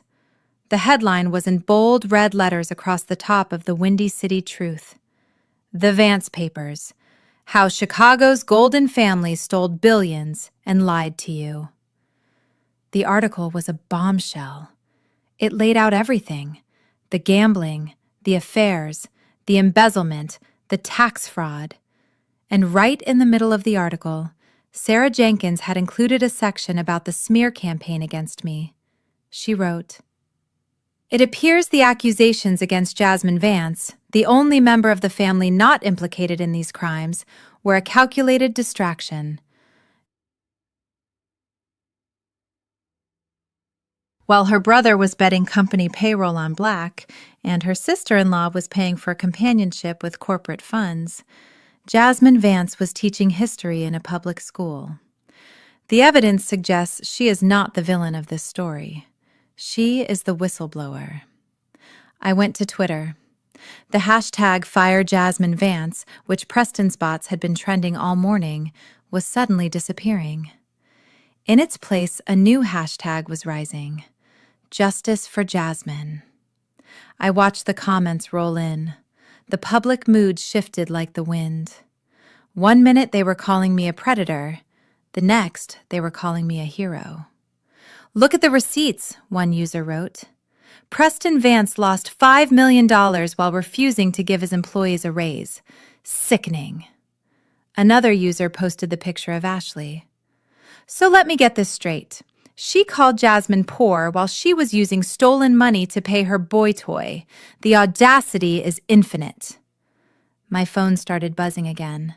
But it was support. Students were posting videos defending me. Parents were commenting that I was the best teacher their kids ever had. And then the phone calls started from the other side. Preston called. I sent it to voicemail. Ashley called. I sent it to voicemail. My father called. I picked up.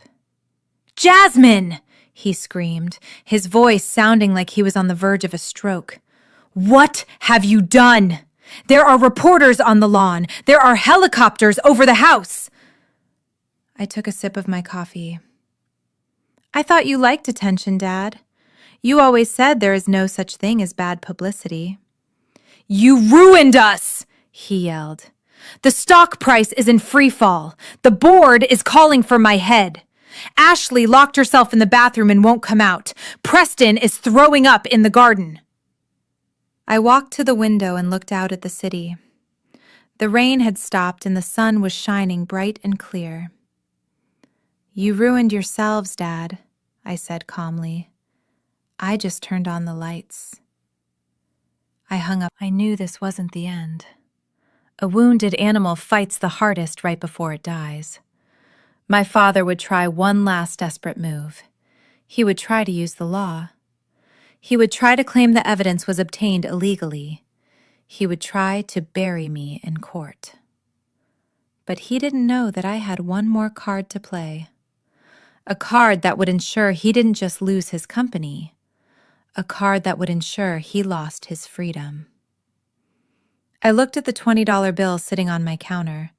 It was just a piece of paper, but it had brought down an empire. I picked up my keys. It was time to go to the office. Not my classroom, but the headquarters of Vance Industries. It was time to take my seat at the head of the table.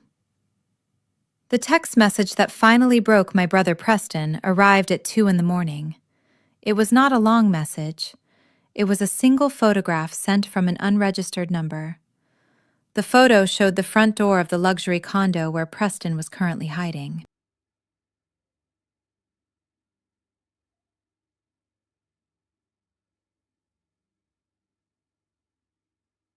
But it was not just a picture of a door. Resting on the welcome mat was a pair of rusted garden shears. Below the photo was a text that read, "You have 24 hours to pay the $5 million, or we start taking fingers. One for every million." Preston Vance was a man who had never known true fear. He had known stress when the stock market dipped. He had known annoyance when his latte was cold. But he had never known the primal terror of being hunted. He was sitting on the floor of his bathroom, shaking so hard his teeth chattered. He had called every friend he had. He had called every contact in his phone. Nobody answered. When you are a falling star, everyone wishes upon you, but nobody catches you. He had one option left. One person who had the power to stop the bleeding. The person he had spent his entire life. It was a place with sticky floors and the smell of stale beer and regret. A place where nobody knew the name Vance and nobody cared about stock prices. I arrived 10 minutes early. I ordered a soda and sat in the back booth watching the door. When Preston walked in, I almost didn't recognize him. The golden boy of Chicago looked like a ghost. His designer suit was wrinkled and stained. He hadn't shaved in 2 days. His eyes darted around the room, scanning for danger in every shadow. He saw me and rushed over, practically collapsing into the booth opposite me. He reached for my hand, but I pulled it back. "Jasmine, thank God," Preston whispered, his voice hoarse. "You have to help me. They are going to kill me. They sent a picture of shears, Jasmine. They are going to cut off my fingers." I looked at him calmly. I did not feel satisfaction. I thought I would. I thought seeing him broken would make me happy, but it just felt sad.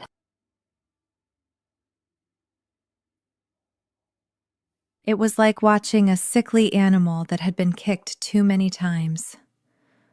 I took a sip of my soda. $5 million is a lot of money, Preston. That is a lot of gambling debts. "It is not just gambling," he stammered, wiping sweat from his forehead. "I borrowed against the cars. I borrowed against the condo. I owe people you do not want to know. Please, Jasmine, unfreeze the trust, just for an hour. Let me pay them, and I promise I will disappear. I will go to Europe. You will never see me again." I shook my head slowly. "I cannot do that, Preston. The moment I unfreeze the trust, the FBI will swoop in. The accounts are evidence now. If I move money for you, I go to jail too."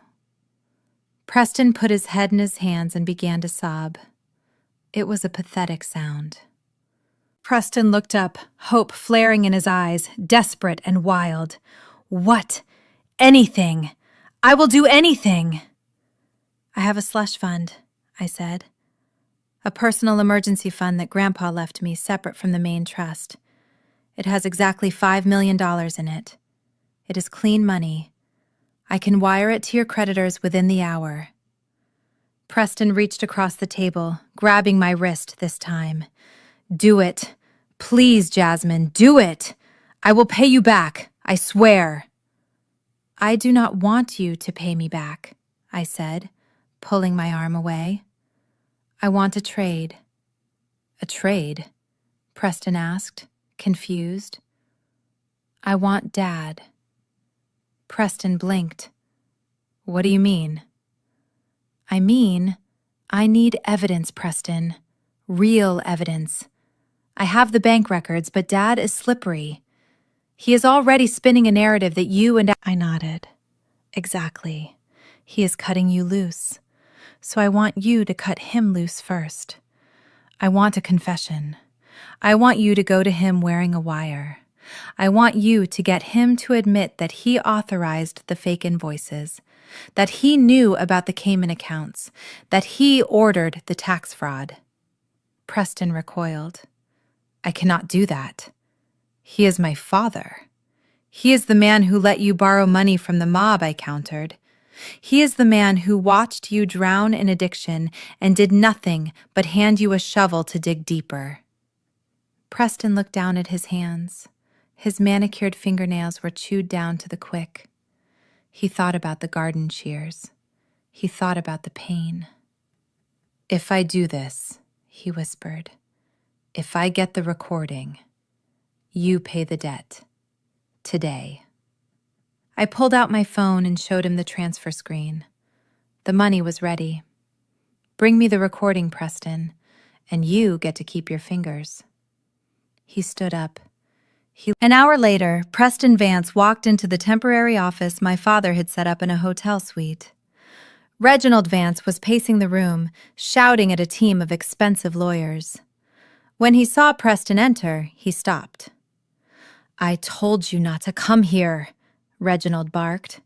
You are a liability, Preston. Get out before I call the police. Preston didn't leave. He walked over to the minibar and poured himself a water. His hands were shaking, but he forced himself to focus. The small digital recorder taped to his chest felt like it was burning a hole in his skin. I am leaving, Dad, Preston said quietly. I just came to say goodbye. I am going to turn myself in. Reginald laughed, a cruel, harsh sound. Good. Go ahead. Tell them everything. Tell them how you stole from the company to play poker. I will, Preston said, turning to face his father. But I am... Reginald's face turned purple. You keep your mouth shut about that. Why? Preston pressed, stepping closer. Are you afraid they will find out about the pension fund? The $20 million you took from the workers' retirement to buy the jet? Reginald grabbed Preston by the lapels of his jacket. Listen to me, you idiot. That pension fund theft saved this company. If I hadn't cooked those books, we would have gone under 10 years ago. I did what I had to do.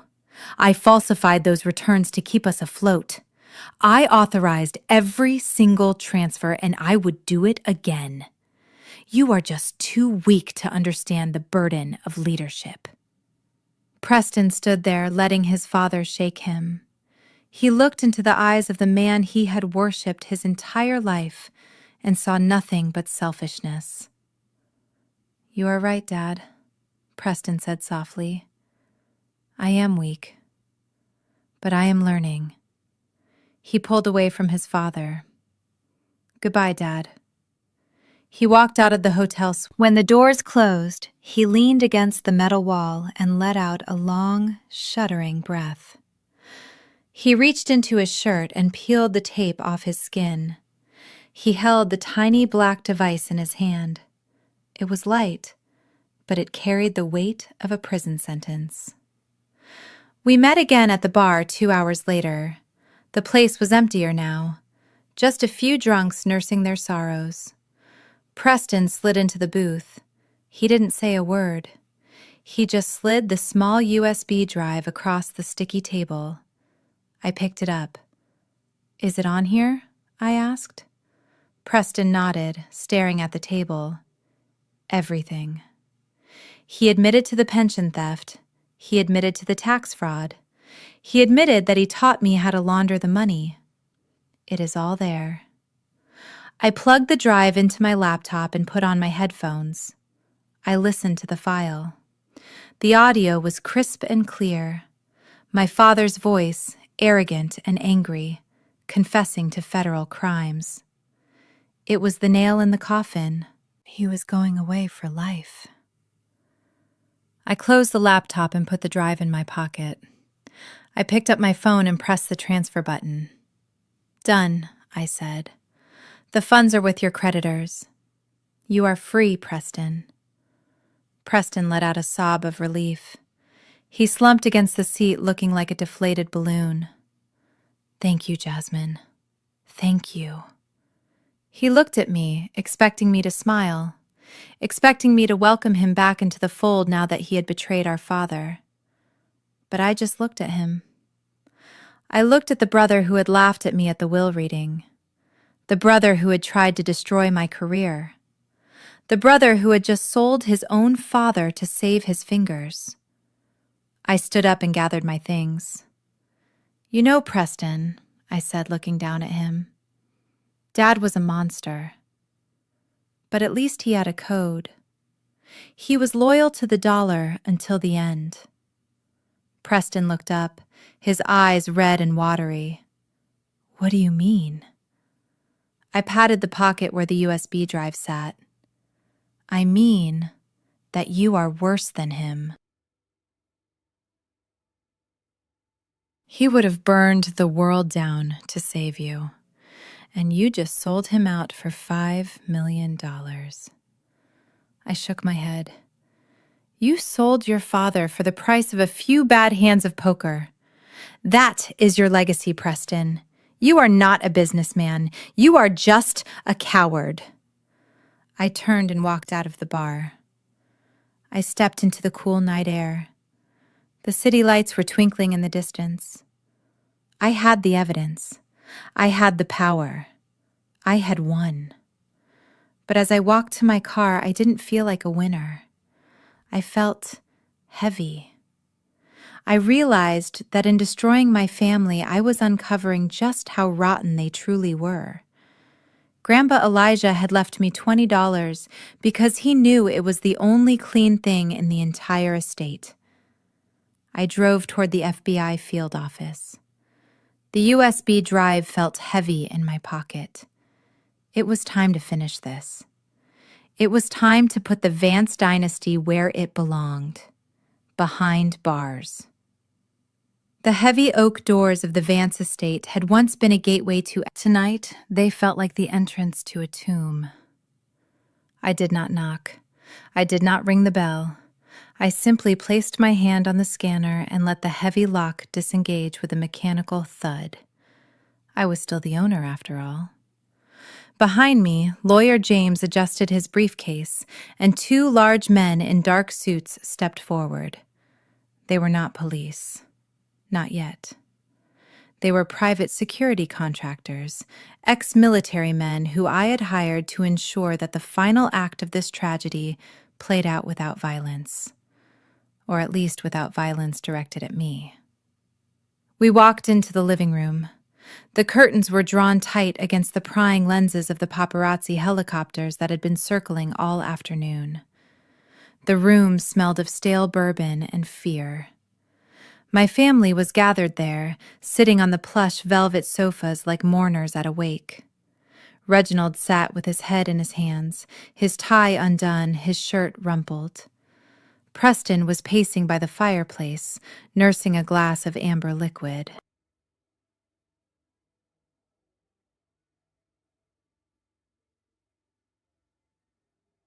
Ashley was curled in a chair, clutching a pillow, her mascara running down her cheeks in black rivers. When I entered the room, the air shifted. Reginald looked up. His eyes were red-rimmed and desperate. For a fleeting second, I saw relief in his face. He thought I was there to save them. He thought I had come to offer a lifeboat. Jasmine, he croaked, standing up unsteadily. Thank God, you came to your senses. Tell me you stopped this madness.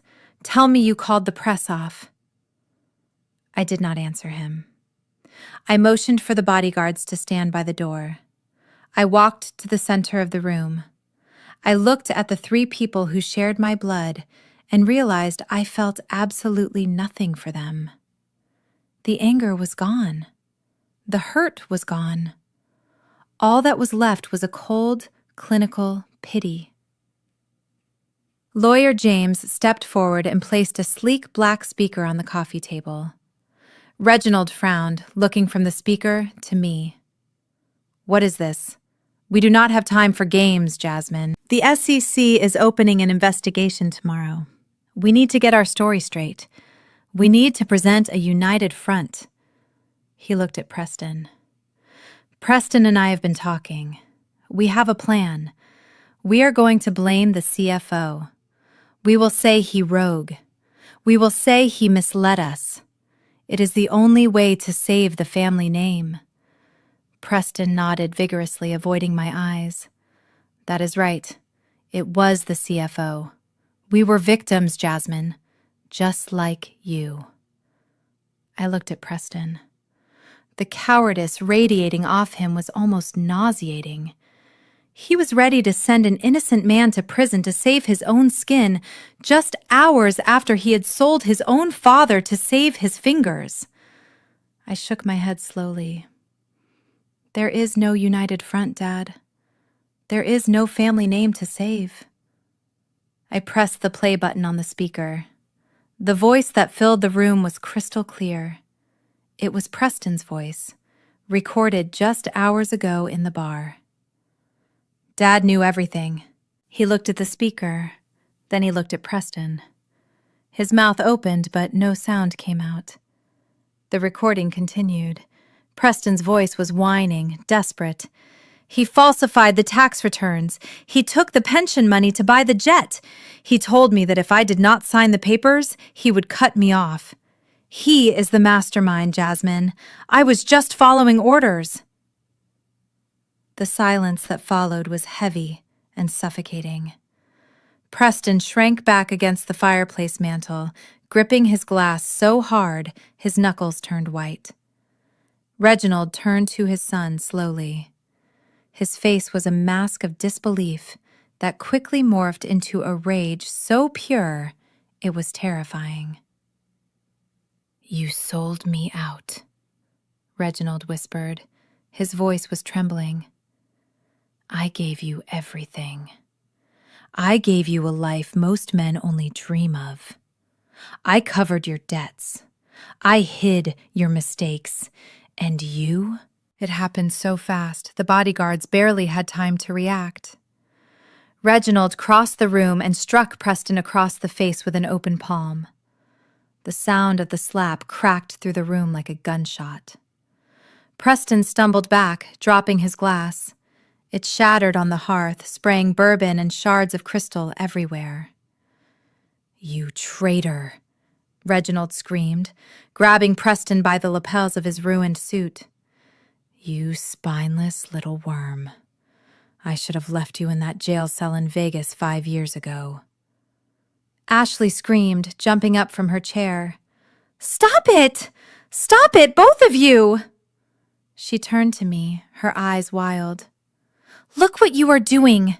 You are destroying us! Are you happy now? Are you happy that you turned father against son?" I looked at her calmly. "I did not turn them against each other, Ashley. I just removed the money that was gluing them together. Without the money, you are not a family." This time, it was Reginald's voice filling the room. It was the recording from the bugged office phone, the one from the audit files. "Ashley is a liability. Her spending is out of control. If the auditors come close, we cut her loose. We say she embezzled the funds without our knowledge.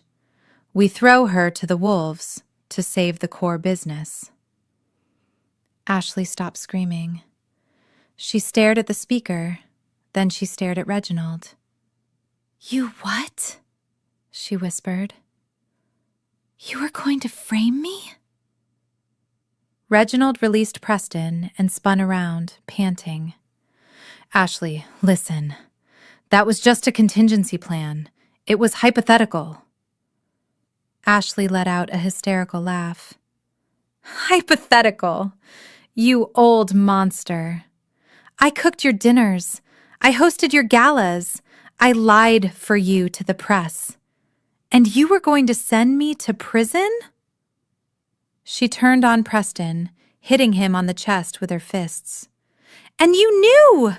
You knew he was going to do this to me, and you said nothing.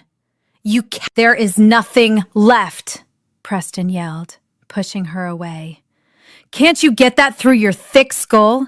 There is nothing left to split. It is all gone. The room descended into chaos.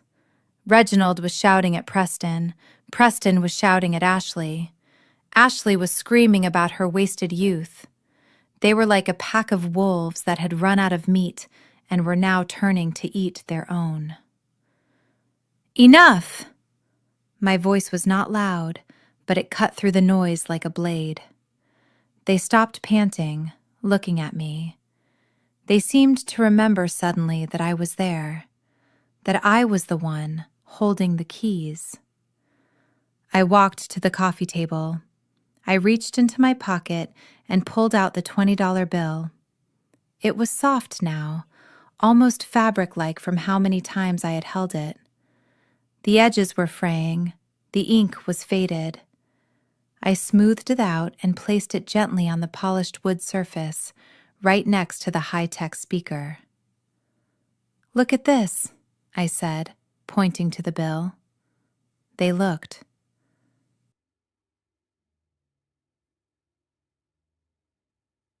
They looked at the crumpled piece of currency that they had laughed at only 48 hours ago. "This is you," I said softly. "This bill is old. It is wrinkled. It has been passed from hand to hand. It is dirty, but it has value because it stands for something. It stands for a promise." I looked at my father.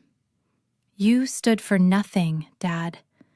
You thought value came from the number of zeros in a bank account. You thought dignity was something you could buy with a black card, but look at you now." I gestured to the scene before me. The shattered glass, the tear-stained faces, the violence. You are not a dynasty. You are a crime scene. You are cheap, you are crumpled, and unlike this bill, you have no value left. Reginald slumped onto the sofa, burying his face in his hands. He looked small. He looked defeated. The arrogance that had fueled him for 60 years had finally run dry. "What do you want, Jasmine?" he whispered. "You have won. We are destroyed. What more do you want?" I looked at Lawyer James. He opened his briefcase and took out 3 thick envelopes. He placed them on the table next to the $20 bill. "These are plea deals," I said. They looked up, confusion warring with fear in their eyes. "I have spoken to the district attorney," I explained. "I handed over the audit files this morning, but I held back the recordings. I held back the proof of intent." Reginald sat up. "Why?" "Because Grandpa built this name," I said, my voice catching slightly. "And as much as I hate what you have done to it, I do not want the name Vance to be synonymous with a circus trial that drags on for years." I pointed to the envelopes. "You have a choice. Tonight, right now, you can take these envelopes. Inside is a confession agreement. You surrender to the FBI tomorrow morning voluntarily. You plead guilty to fraud and embezzlement. You accept the minimum sentences. Dad gets 10 years, Preston gets 5.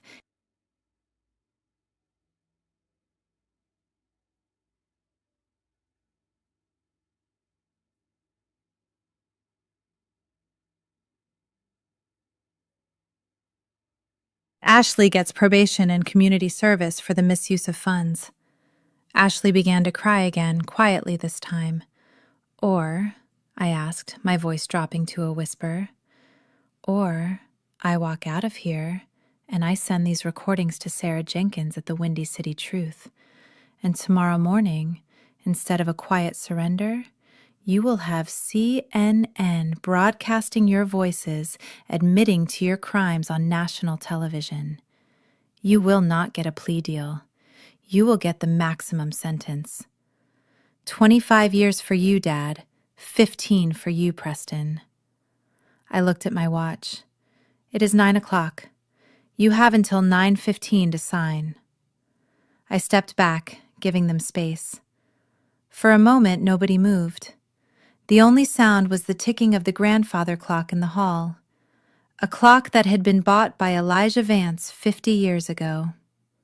Then, slowly, my father reached for a pen. His hand was shaking so badly he had to steady it with his other hand. He did not look at me. He did not look at his son. He signed the papers.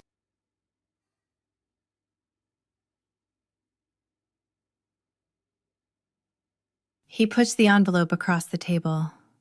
"Done," he whispered. Preston signed next, wiping tears from his face. Ashley signed last, her hand trembling as she realized her life of luxury was officially over. Lawyer James collected the papers. He checked the signatures. He nodded to me. I picked up the $20 bill. I put it back in my pocket. I turned to leave. "Jasmine!" my father called out. I stopped, but I did not turn around. "Why?" he asked, his voice broken. "Why did he give it to you? Why didn't he trust me?" I stood there for a moment looking at the heavy oak doors. "Because, Dad," I said softly, "Grandpa knew that if you had $20, you would try to turn it into 20 million by cheating. But he knew that if I had $20, I would use it to buy a future." I walked out of the room. The bodyguards followed me, closing the doors on the sobbing ruins of my family. I walked out into the cool night air. I took a deep breath. It tasted like rain and freedom. I had one last stop to make. Tomorrow, the world would know the truth. But tonight, I had to say goodbye to the past. The annual shareholder meeting of Vance Industries was usually a boring affair held in the grand ballroom of the Ritz-Carlton. Men in gray suits would clap politely at graphs showing 3% growth and eat rubbery chicken. But today was different. Today, there were no graphs. There were satellite trucks from CNN, Fox News, and MSNBC parked outside. There were hundreds of reporters shouting questions. And inside, the atmosphere was not one of celebration, but of a public execution. My father, Reginald Vance, stood at the podium. He was wearing his best suit and a layer of makeup so thick it looked like a mask trying to hide the gray pallor of his skin. He was sweating under the hot studio lights. He gripped the sides of the lectern as if it were the only thing keeping him upright.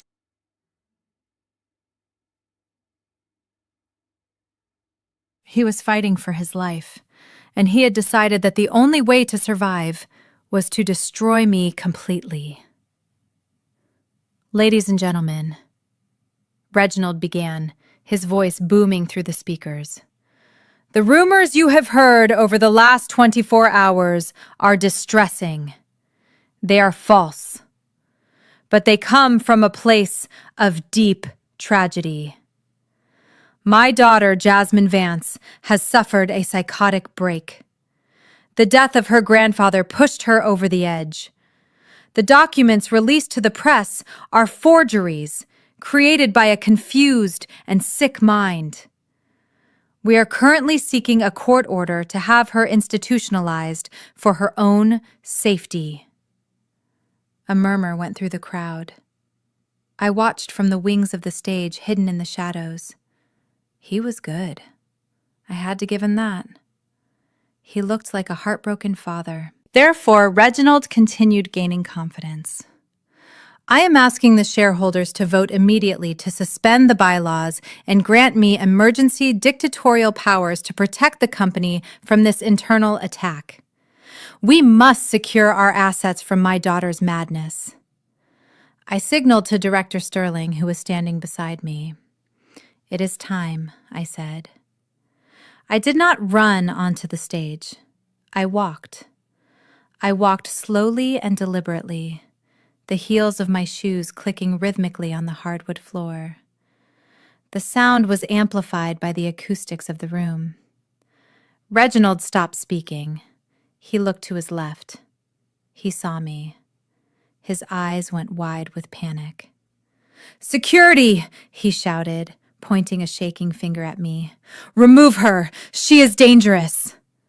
2 guards stepped forward, but before they could touch me, Director Sterling stepped into the light, holding up a single piece of paper. "Stand down," Sterling commanded. "Anyone who touches the trustee will be charged with assault on a federal witness." The guards froze. They looked at Reginald, then at the powerful banker. They stepped back. I walked up to the podium. My father tried to block me, but he was trembling so hard he could barely stand. I looked at him. I looked at the man who had called me a disappointment my entire life. "You are in my seat, Dad," I whispered. Reginald stumbled back, forgetting his microphone was on. "You cannot be here. You signed the deal. You said you wouldn't come if I signed." I leaned into the microphone. My voice was calm, steady, and amplified to millions of people watching around the world. I lied. The crowd gasped. I turned to the shareholders. "I am Jasmine Vance. I am not sick. I am not confused, and I am not powerless." As the camera zoomed in. "This company was built on integrity," I said. "But for the last 10 years, it has been run on greed. The motion for emergency powers is denied." I turned to look directly at my father and my brother Preston, who was cowering in the front row next to Ashley. "Furthermore," I continued, "acting in my capacity as chairwoman, I am hereby terminating the employment of Reginald Vance and Preston Vance effective immediately. Cause for termination is gross negligence, fraud, and theft of company property." "You cannot do this!" Reginald screamed, lunging for the microphone. "I am the CEO! I built this!" The doors at the back of the ballroom burst open. A dozen agents and FBI windbreakers marched into the room. They were not smiling. They moved with the terrifying efficiency of a government that has all the evidence it needs. "Reginald Vance," the lead agent shouted, "you are under arrest for securities fraud, tax evasion, and money laundering." He looked at the cameras. He looked at me. "No," he whispered. "No, this isn't happening." The agents swarmed the stage. They grabbed my father's arms and pulled them behind his back. The click of the handcuffs echoed through the silent ballroom. It was the sound of a dynasty ending. In the front row, Preston tried to run. He scrambled over the chairs, knocking down an elderly shareholder. He tried to hide behind Ashley, pulling her skirt to cover himself like a frightened child. "Do not let them take me," he sobbed. "Ashley, do something!" Ashley kicked him away, her face twisted in disgust. "Get off me, you loser!" The agents grabbed Preston. He went limp, weeping openly, begging for his father to help him. But his father was already being marched down the center aisle, his head bowed, his legacy in ruins. I stood at the podium alone. The flashbulbs were blinding. The noise was deafening. But I felt a strange calm. I looked at the empty seat where my father had. I walked off the stage, leaving the chaos behind me. I did not give interviews. I did not smile for the cameras. I had one last loose end to tie up. The snake had been cut off at the head, but there was still one person who thought she could walk away with a consolation prize. Ashley. An hour later, I arrived at the Vance estate. The police tape was already up. The yellow plastic fluttered in the evening breeze, wrapping around the marble columns like a warning label. The assets were frozen pending the investigation. Nothing was supposed to leave the house. But I knew Ashley. She did not care about laws. She cared about survival. And in her mind, survival meant diamonds. I walked into the foyer. The house was silent except for the sound of frantic movement coming from the master bedroom upstairs. I walked up the grand staircase. My footsteps were soft on the carpet. I found Ashley in her dressing room. She had a Louis Vuitton duffel bag open on the bed.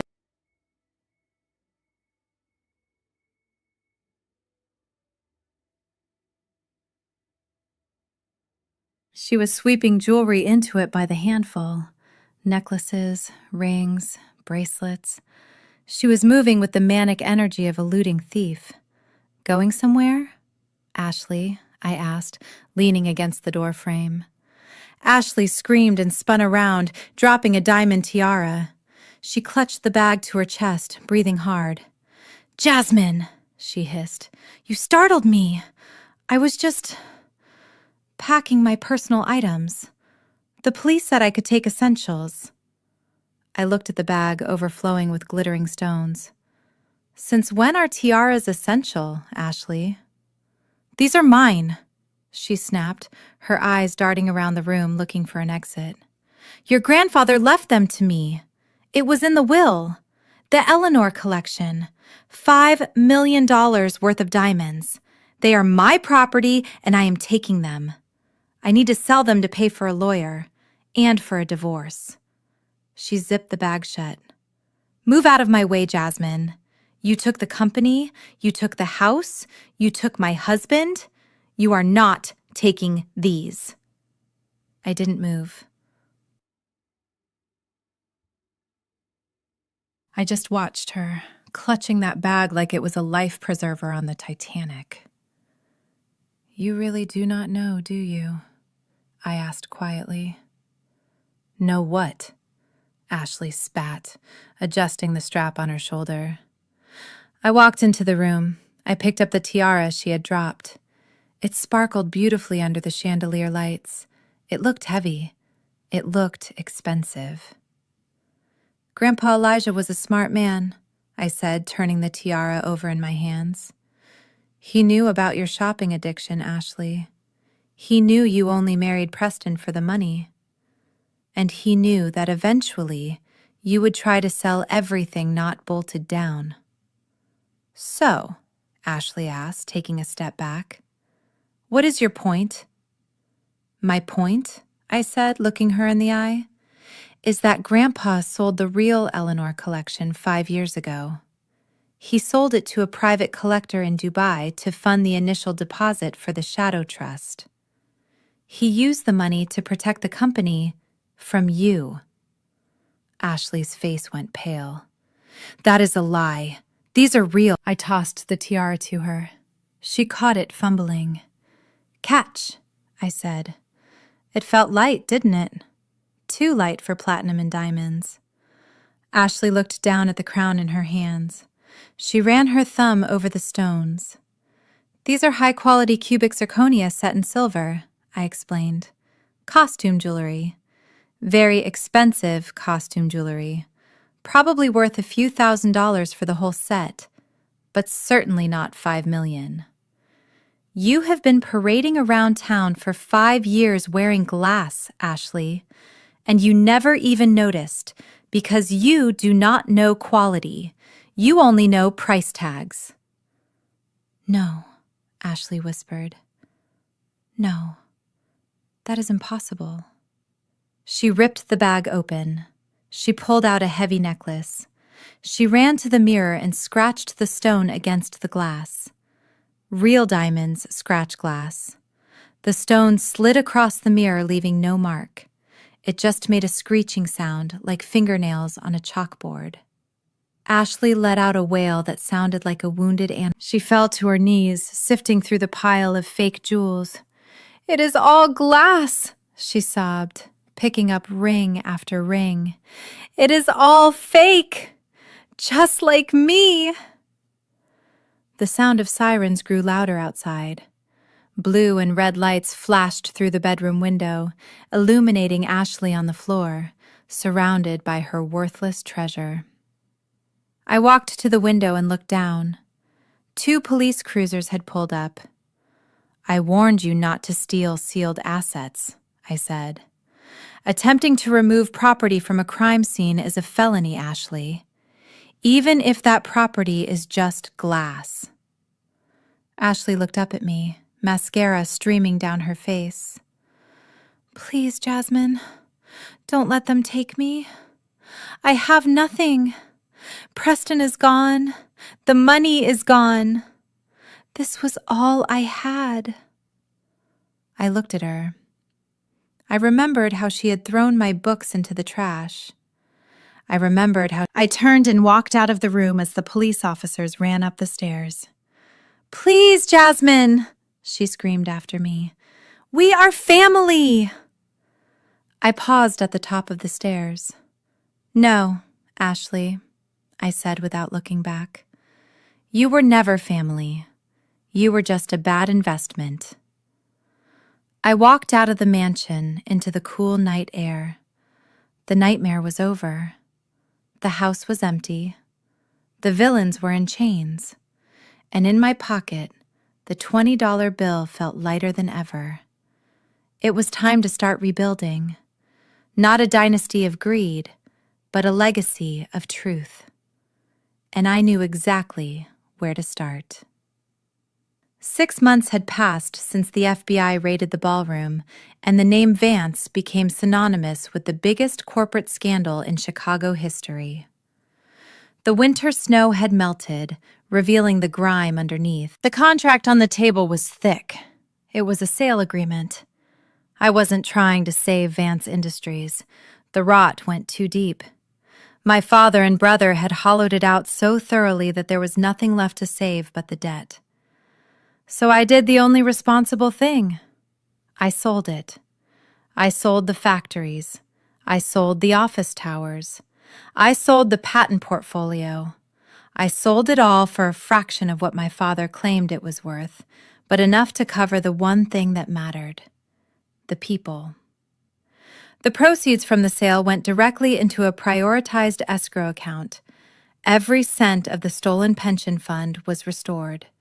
Every vendor who had been stiffed by my brother was paid in full, and every employee received a severance package that would keep them safe while they found new jobs. When I signed the final document, the CEO of Harrington looked at me with respect. "You could have kept the brand, Jasmine. You could have rebranded and kept the profits." I shook my head. "The brand is poison."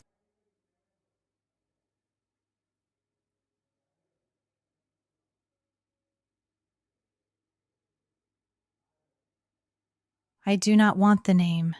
I only want the peace." I kept only one thing, the charitable foundation, but I stripped my father's name off the building. It was no longer the Reginald Vance Center. It was now simply the Legacy Foundation. After the meeting, I drove my new car, not a flashy Lamborghini like Preston used to drive, but a reliable Volvo, to a small grocery store on the outskirts of the city. I pulled my hat down low. I wasn't there to shop. I was there to watch. In aisle 4, scanning a carton of milk and a bag of frozen peas, was a woman with graying hair and a tired face. She wore a green vest that was 2 sizes too big. It was my mother, Vivian. The court had seized everything: the mansion, the jewelry, even the clothes. My mother, who had once thrown a tantrum because a waiter brought her tap water instead of sparkling, was now asking customers if they wanted paper or plastic. I stood by the magazine rack watching her. I waited to feel guilt.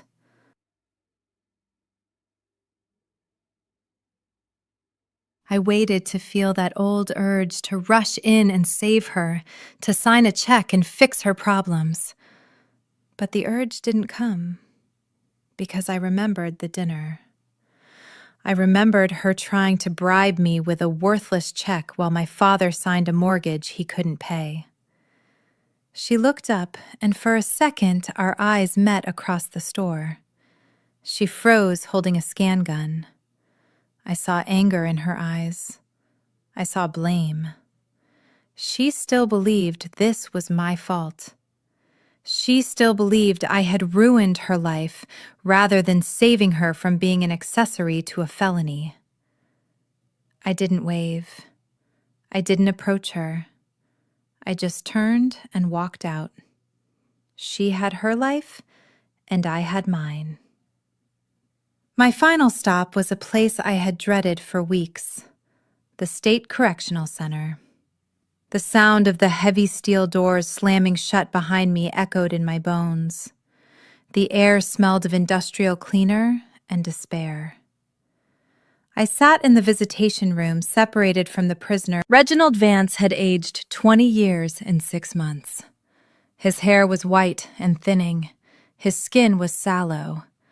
The arrogant posture was gone, replaced by the shuffle of a man who had lost all agency. He sat down and picked up the phone. He didn't say hello. "Are you happy now?" He rasped, his voice dry and bitter. "Are you happy seeing your father in a cage?" I looked at him calmly. "I am not happy, Dad. But I am at peace. And I hope you are too. You do not have to lie anymore. You do not have to pretend to be a billionaire." He slammed his fist against the glass, weak and ineffectual. "I was a billionaire. I built an empire. And you sold it. I heard what you did. You sold it to Harrington. You gave away my legacy to my enemy. I sold it to pay back the people you stole from," I corrected him. "I cleared the debts. The books are balanced, Dad. For the first time in 20 years, the Vance... Now you are just a teacher with a trust fund." I reached into my pocket. I pulled out a small plastic bag. Inside was a single object. "I asked the warden if I could leave you a gift," I said. He said it was allowed as long as it wasn't contraband. I slid the bag through the small slot at the bottom of the window. Reginald picked it up. He looked at it. His eyes went wide. It was the $20 bill, the same crumpled, dirty bill with the serial number E1990 Legacy. "What is this?" he whispered. I leaned into the microphone. "That is for the commissary, Dad. You can buy some snacks, maybe some chocolate, or a notepad to write your memoirs." He stared at the bill, his hands shaking. "You are mocking me."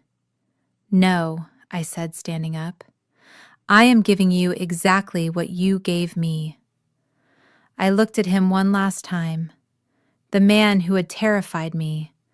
"That is your inheritance, Dad," I said softly. "Don't spend it all in one place." I hung up the phone. I turned my back on his shouting. I signaled the guard. As I walked out of the prison through the series of locking gates, I took a deep breath. The air outside was cold and crisp. It tasted like winter, but it felt like spring. I walked to my car, unlocked the door, and for the first time in my life, I didn't look in the rearview mirror. I just drove forward. The lake house was exactly as I remembered it. It was a small cabin nestled among tall pines overlooking a body of water that reflected the sky like a mirror. It was the only property I had bought back from the liquidation using my own money.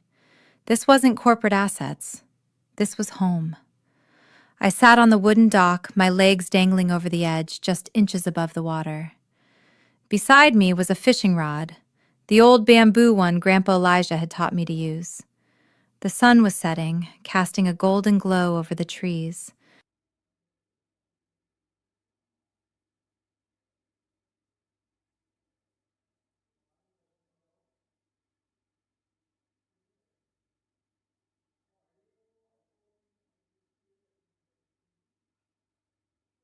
I had set up a camera on a tripod behind me. The red light was blinking, recording the final entry in my video diary. "Hello, everyone," I said, addressing the lens, but really addressing the millions of people who had followed my story. "I am Jasmine Vance. It has been 6 months since the storm broke. A lot of you have asked me what happened to the money, the billions that were on paper. The answer is simple. It never really existed. It was an illusion built on debt and lies. I picked up a stone and skipped it across the water. 1, 2, 3 skips. But out of the wreckage, we built something real. Today, I am officially launching the $20 Scholarship Fund. I smiled at the camera. This isn't a scholarship for the students with the perfect grades or the rich parents. This is a scholarship for the black sheep, for the kids who sit in the back of the class, for the ones who have been told they are disappointments,